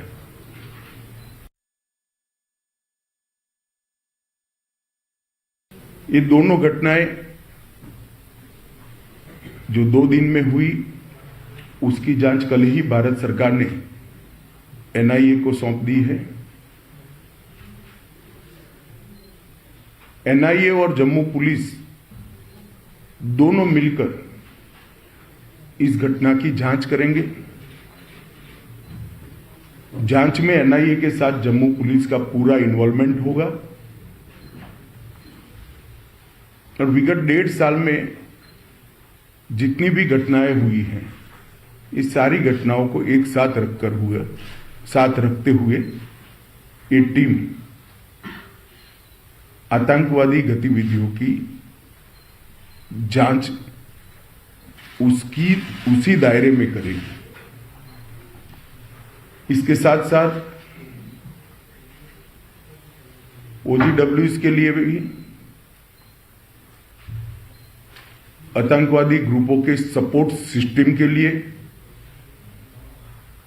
और उनके सूचना तंत्र के लिए भी सभी पहलुओं पर आज चर्चा हुई है और एक कह सकते हैं कि संपूर्ण 360 डिग्री सुरक्षा का चक्र बनाने का आज सभी एजेंसियों ने भरोसा भी दिलाया है और इस पर चर्चा भी हुई है। And meanwhile, Republic also spoke to the victim's kin and listened into what they said. Home Minister Amit Shah spoke to the family a minute while. आप सर मुझे ये बताइए कि जब बात हुई क्या बताया अमित शाह जी? सर उन्होंने ये आश्वासन दिया कि वो यहाँ पर आएंगे और जो हमने उनको मांगे रखी हैं वो करेंगे। जहाँ तक ने क्या मांगे रखी गई आपकी तरफ से? सर हमने अपनी तरफ से जो बच्चे हैं उनकी पढ़ाई का और जो उनको लगी है उसका जो खर्चा पानी है उन्होंने बोला कि हम करेंगे। तो उन्होंने कहा है कि वो यहाँ पे आएंगे? जी हाँ, उन्होंने बोला कि जैसे ही मेरे को मतलब नेक्स्ट टाइम जब भी टाइम लगेगा तब वो आएंगे यहाँ। From now, Sarjeevan is showing you the photos of the 7 people, those who have been killed in this unfortunate attack, starting from Deepak to Pritam Lal to Satish to Prince to Samiksha and to Vansh, the minor who have lost their life. We have family members with us. Sir, आपकी बात हुई union minister Amit Shah से, क्या बात जो है वो शाह साहब ने आपको बताई है, क्या कहा गया है उनके द्वारा? उन्होंने पूरे परिवार को सतावना दी है, 1 to 1 उन्होंने सबसे बात करी है और बड़ा दुख प्रकट किया है और परिवार से पूछा है कि उस दिन का हादसे का क्या हुआ। परिवार ने उनको एक एक करके बताया है और माननीय गृह मंत्री जी ने पूरे परिवार को, पूरे गांव को आश्वासन दिया है कि इस बुरे वक्त में जो सरकार है वो इस गांव वालों के पास खड़ी है, गांव वालों के साथ खड़ी है। गांव वालों की तरफ से क्या मांगे जो है वो रखी गई थी? गांव वालों की तरफ से मेन मांग यही है कि हमें सिक्योरिटी दी जाए, वीडीसी को स्ट्रेंथन किया जाए ताकि हम जो अपनी रक्षा है हम कर पाएँ, जैसे हमने 2000 के दौर में करी थी। इस डांगरी ने तब भी बंदूक उठाई थी और यहाँ से मिलिटेंटों को भगाया था। आप लोग वो लोग हैं जिन्होंने खुद आतंकियों को अपने हाथों से मारा है। शाह साहब ने यह भी कहा है कि वो जब अगला मौका मिलेगा यहाँ पर आएंगे। वो कह रहे हैं कि मुझे जब भी मौका मिलेगा मैं दोबारा आऊँगा। यहाँ के लोग जांबाज लोग हैं, अगर इनके हाथ में अच्छा वेपन दिया जाए, हम 303 से लड़े हुए लोग हैं, अगर हमें अच्छा वेपन दिया जाए, जब जैसे कि SLR बांटना शुरू किया, अच्छा वेपन दिया जाए, हम मिलिटेंटों का मुंह तोड़ मुकाबला जो है करेंगे, क्योंकि हम लोग यहाँ के लोकल हैं, जानकार हैं, हम मिलिटेंसी से अच्छी तरह लड़ सकते हैं, हम मिलिटेंसी को अच्छी तरह यहाँ से जवाब दे सकते हैं। और हम इतने जांबाज लोग हैं, ना तो अपनी ज़मीन छोड़ेंगे ना अपनी जायदाद छोड़ेंगे। जहाँ भी मिलिटेंट मिलेगा वहाँ उसको घुस के उसकी छाती पे उसको जो हम मारेंगे। कितनी देर तक आपकी बात हुई थी? कितनी देर बाद? लगभग 15 से 20 मिनट उन्होंने बात करी है। सबसे आराम से उन्होंने एक से बात की और पूरे एक वाक्य को पूछा और अपनी तरफ से पूरी तरह उनको आश्वासन दिया है कि ये सरकार जो है उनके पीड़ित परिवारों के साथ है। क्योंकि यहाँ पे 7 लोगों की शहादत हुई, क्या हर एक परिवारजन से अमित शाह ने अलग अलग बात की? अलग अलग बात की है। जो लोग 2 पहले भी शहादत हुई थी अल्फा गेट में, उन लोगों से भी बात हुई है। सब लोगों से अलग अलग बात हुई है और पूरी तरह से बात हुई है और घर वाले पूरी तरह सेटिस्फाइड हैं कि उनकी गृह मंत्री जी से बात हुई। अब बदकिस्मती से वो यहाँ नहीं पहुँच पाए बैड वेदर की वजह से, तो नहीं तो वो यहाँ आते, इनके बीच बैठते, इनका गम बांटते, मगर उन्होंने टेलीफोन पे बात करके पूरे घर वालों को सांत्वना दी है। क्या अमित शाह से आप लोगों ने जो मांगे की, जैसे कहा कि आपने SLR प्रोवाइड की जाए, उस पर अमित शाह ने क्या कहा? हमने तो यही कहा जी, हमें बढ़िया से वेपन दिया जाए और इस VDC को अच्छे से स्ट्रेंथन किया जाए। जैसे डोडा किश्तवाड़ में स्ट्रेंथन VDC है, उस लेवल पे स्ट्रेंथन किया जाए। हम लोग लड़ना जानते हैं, हम मिलिटेंसी का मुंह तोड़ जवाब देंगे, हमें कोई दिक्कत नहीं। राजौरी पुंछ के लोग लड़ना जानते हैं, ये जांबाज लोग हैं और देशभक्त लोग हैं, इनको मिलिटेंसी से डर नहीं लगता। इनके हाथ में सिर्फ अच्छा वेपन जो है वो होना चाहिए। तो मुझे ये बताइए कि अब आप संतुष्ट हैं, क्योंकि परिवार में काफ़ी ज़्यादा रोष था, आप लोग काफ़ी आक्रोशित थे। अब क्या आप लोग इससे संतुष्ट हैं कि देश के गृह मंत्री ने आप लोगों से बात की, वो आ नहीं पाए किसी का? मैं कहूँगा कि हम संतुष्ट हैं, क्योंकि गृह मंत्री जी ने राजौरी आने की कोशिश करी बड़े छोटे से टाइम में। अब बदकिस्मती के बैड वेदर की वजह से वो राजौरी नहीं पहुँच पाए। इससे हमारा इलाका जो है संतुष्ट है कि इस बुरे वक्त में सरकार जो है वो हम लोगों के साथ खड़ी है। हम सरकार का धन्यवाद करते हैं। ये वो लोग हैं, यहाँ के इस इलाके के लोग हैं जिन्होंने इस दर्द को सहा है, जिन्होंने अपने 7 परिवारजन जो हैं वो खोए हैं। लेकिन इनका भी ये कहना है कि केंद्रीय गृह मंत्री अमित शाह से बात करने के बाद ये लोग इस बात से संतुष्ट हैं कि गृह मंत्री ने इन्हें ये आश्वासन दिया है कि ये लोग अकेले नहीं हैं और सब परिवारजन जो हैं वो इनके पूरा देश इनके साथ खड़ा है। आपकी भी बात हुई वीडियो अमित शाह के साथ? जी सर। क्या उन्होंने बताया? उन्होंने सर काफ़ी आश्वासन दिया है कि वो हमारे साथ थे, आज आना चाह रहे थे वो यहाँ पे, लेकिन मौसम ख़राब होने की वजह से वो यहाँ पर नहीं आ पाए। नेक्स्ट बार वो अभी जब भी उनका दौरा होगा तो वो यहाँ पे ज़रूर आएंगे। और उन्होंने हमारे को आश्वासन दिया, जिसने ये काराना हरकत की है उनको जल्दी से जल्दी जो है पकड़ा जाएगा और उनको सज़ा दी जाएगी। तो उसके अलावा उन्होंने कहा है कि वो बाद में भी यहाँ पर आएंगे, ये भी आश्वासन दिया गया? हाँ जी सर। तो आप लोगों की तरफ से क्या क्या मांगे जो हैं वो रखी गई थी? हमारी तरफ से यही मांगे रखी गई थी, जिन्होंने ये काराना हरकत की है उनको हमारे सामने लाया जाए और हमारे को जो है यहाँ पर पोस्ट जो है RR की जो है RR जो है हमारे को दी जाए, यहाँ पे आर्मी की जो है पोस्टें दी जाए। यहाँ पे सरकार पे भरोसा करते हैं, बीजेपी सरकार पर हमें पूरा भरोसा है, जो कहते हैं वो करते हैं। रविंद्र रैना हमारे साथ मौजूद हैं। रैना साहब, गृह मंत्री ने इनसे बात की है, क्या बातें जो है वो कही गई? माननीय गृह मंत्री श्रीमान अमित शाह साहब ने बहुत कोशिश की कि वो जम्मू कश्मीर के राजौरी में उनका विमान की लैंडिंग हो। बार बार प्रयास हुआ, लेकिन मौसम की खराबी के चलते उनका विमान यहाँ राजौरी में लैंड नहीं कर पाया।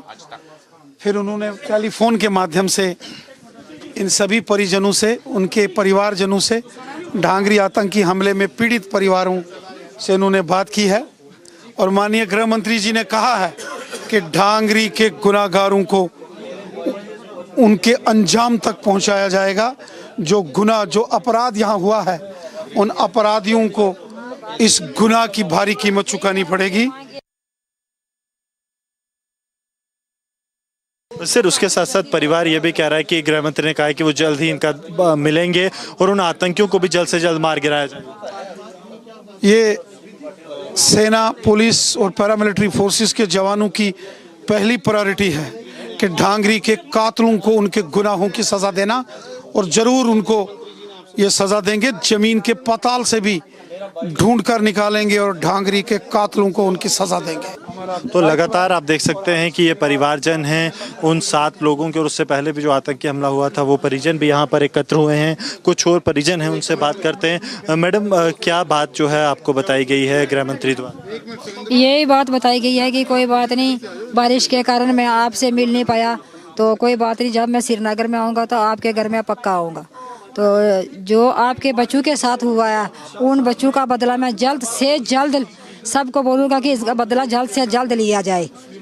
उसके साथ साथ उन्होंने जिस तरह से आप लोगों की कुछ मांगे थी कि वीडीसीज को स्ट्रेंथन किया जाए, उस पर क्या कहा? हाँ, से भी उनको बताया। हाँ, हमने उनको बोला कि हमें जो NIA की टीम चाहिए, जो सब अच्छी सी जांच है। हाँ, VDC को मजबूत किया, जो जंग बच्चे हैं उनको रेफरेंस वगैरह दी जाए, उनको लाइसेंस वगैरह इशू किए जाए। चलो, एक माँ की गोद तो खाली हो गई है, बाकी वाली माँ तो इस माँ की तरफ ना बर्लाप करें। सभी जितने भी जंग बच्चे हैं, हाँ जी बताएं। देखिए, मेन बात है, अमित शाह जी से बात हुई है। हम धन्यवाद करते हैं गृह मंत्री अमित शाह जी का, तेजस्वी प्रधानमंत्री श्री नरेंद्र मोदी जी का, जिन्होंने पूरी भारतीय जनता पार्टी की टीम को, रविंद्र रैना जी, हमारे जुगल किशोर शर्मा साहब, हमारे बहुत से लीडर यहाँ आकर के हमारी दुख की घड़ी में शामिल हुए हैं। हमारी एक ही मांग है पौंछ राजौरी के लोगों की कि BDC को मजबूत किया जाए।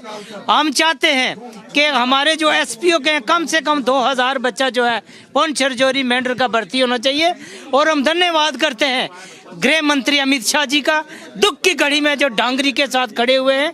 और हम धन्यवाद करते हैं हमारे स्टेट प्रेसिडेंट श्री रविंद्र रैना जी का, जो 8 दिन से यहाँ पर जो है मोर्चा गाड़ करके बैठे हैं, इस बिरादरी के साथ, इस समाज के साथ खड़े हैं।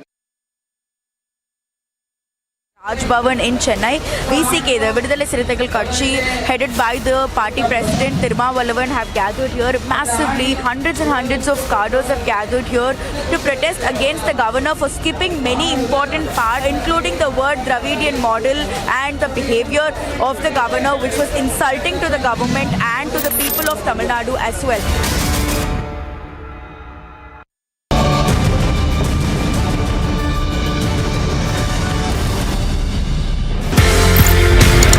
एक आपने कॉन्सेप्ट दिया जी जनाब का। I don't ever want to claim anything which is not done by me. I only cast my mind back to what General Patinkar and General Nirbhay Sharma had done.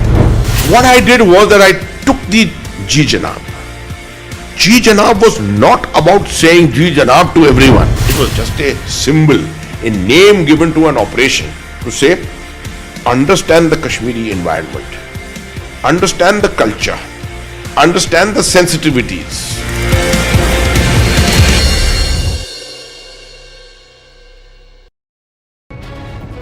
Pro-Pakistan slogans were raised in the Triat area of the Rajouri district. The incident has been reported on 11th of January, after which on 12th, that is yesterday, the Tehsildar wrote to the Superintendent of Police Rajouri as well as the other senior officials, and the complaint is according to the incident that has unfolded inside the premises of the Tehsildar office in the Triat area of Kalakot subdivision in the Rajouri district. Now, a notice has also been served to the accused, who has been identified as Muzaffar Hussain and who is a National Conference leader. Now 7 days time has been given to him to put his side, otherwise legal action will be initiated. While on the other hand, the accused is saying that he has not done anything such. The Tehsildar says that when he started recording the video, the protesters, those who were raising pro-Pakistan slogans, escaped from the spot, and now the investigation part will be done by the police. With Sarjeevan Kumar, Gursimran Singh for Public Media Network. Made it clear that what has happened in the last 12 days, and as we are reporting on the ground, let me tell you, the situation is getting more than worse, because it is shifting now, and that is why the main focus of the government and the state authorities and the state government and the central government was to evacuate the people. Let me tell you, this is 723 family nearby almost, who has been already evacuated at this point in time. I'm reporting from the ground. Let me tell you that these all are the places which is one of the most affected area, and the people from there has been already evacuated. We have seen the shelter homes, we have seen the areas where these people has been taken. There are hotels which has been acquired by the state government and the state authorities, so that these people can be relocated over there. If we talk about the dismantling of that particular hotel, which is obviously also shifting, there are two hotels, one is Mount View and another hotel, then that also has been already started. प्रभु श्री राम का भव्य मंदिर जो है वो इस वक्त अयोध्या में बन रहा है। हम उसी जगह पर मौजूद हैं। ये जगह बहुत खास है, खास इसलिए क्योंकि जहां पर आपको ध्वज नजर आ रहा है, जहां पर आपको जय श्री राम नाम की पताका नजर आ रही है, वहीं पर रामलला विराजमान होंगे। 2024 के शुरुआती महीने में कहा जा रहा है कि मंदिर जो है वो बनकर तकरीबन तैयार हो जाएगा।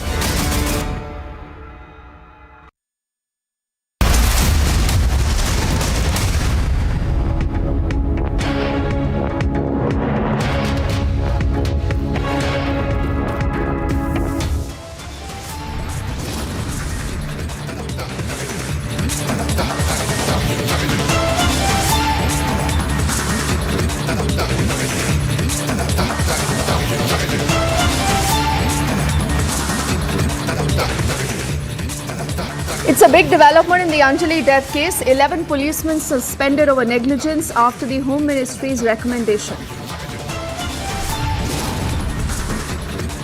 Bizarre claim by the Peed accused Shankar Mishra in court. He says the victim peed on herself because of health issues. Can we let this pervert get away? उनके कारण सभी के सभी सातों परिवारों के सभी सदस्यों के साथ मेरी टेलीफोन पर बातचीत हुई है। Home Minister Amit Shah in Jammu today shows action against targeted killings. He says the NIA to now probe the Rajouri terror attack.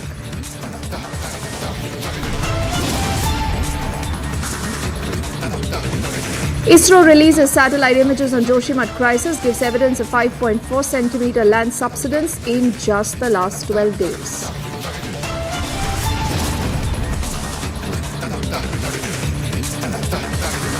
Pramod Muthalle gives a call for arms. He says slogans not enough, need to pick up swords.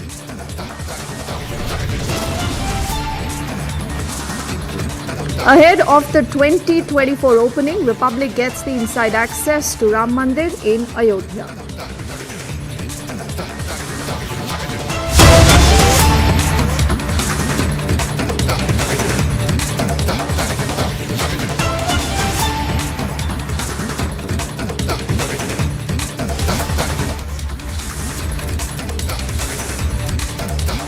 Breaking news is just coming in from Tamil Nadu, where the DMK versus the governor fight continues to escalate, with the DMK leader making abusive remarks and the governor amidst the ongoing controversy. Now, this Neta not only abuses the governor, but he also threatens that they will send terrorists to shoot him down in case he doesn't read the speech that is given by the government. Varshini has more details and she joins us live right now. You know, Varshini, one would say that we've seen this entire battle between the government and the governor escalating in Tamil Nadu for the last many days, but it's come down to this, that expletives are being hurled at the governor, the highest chair there, from the DMK Neta. Now, I know a lot of this is unparliamentary and the reason why we are not putting that out, Varshini, but why don't you tell to us the basic sense of what has been said by this Neta, who really is this Neta, and what has the DMK officially said about these comments? If is a DMK functionary from Tamil Nadu, and he is called Shivaji Krishnamurthy, who is a speaker who speaks on the DMK public functions, and similarly it was a function that was happening on the 12th of January, like a day before. Therefore, this speech is considered to be a very abusive speech, because the words he uses in this are absolutely expletives, and he also uses very foul language and unparliamentary words in his speech. And he's also speaking about how, if the governor is not able to read out a speech that is prepared by the government and taken approval from his as well, then he has to leave to Kashmir immediately, so that they themselves will be able to send out terrorists to Kashmir to shoot him down. This is definitely very abusive. And he also speaks about how, the governor who was elected as a representative by the constitutional norms is not being able to utter the name of the person who wrote the constitution himself, Dr. Ambedkar. And since he omitted his name from the speech, is he even being loyal to the constitution which even elected him in the first place, is what the Neta asks. But these are the questions that he raised during this speech. The choice of words and the choice of language is extremely abusive. We cannot even play the sound of this bite. It is that abusive, and he's even using, these kind of words repetitively in every single sentence, and talking something at this level or about a governor of a state is definitely condemnable, and the DMK party has not yet reacted to this, but it is definitely not gone well with the other parties, particularly the BJP and the AIADMK are really upset with this kind of behavior from a functionary from the ruling DMK government. Therefore, a demand for an apology or even a reaction for this kind of a speech from a DMK neta is being expected in the state here. You know, Varshini, like we said, the language is that bad, it is so unparliamentary that we cannot even put that out on national television. How is it that the DMK as a party today, how is it that the Chief Minister M.K. Stalin is not embarrassed and ashamed? Why haven't they responded so far? Well, if you see, there has been many instances in the recent past where, there have been ministers, MLAs, important leaders from the DMK party have been, using a public event stage to shout out remarks, that too sometimes very abusive remarks of their opponents, particularly be it the opposition party or the governor or the BJP and so on.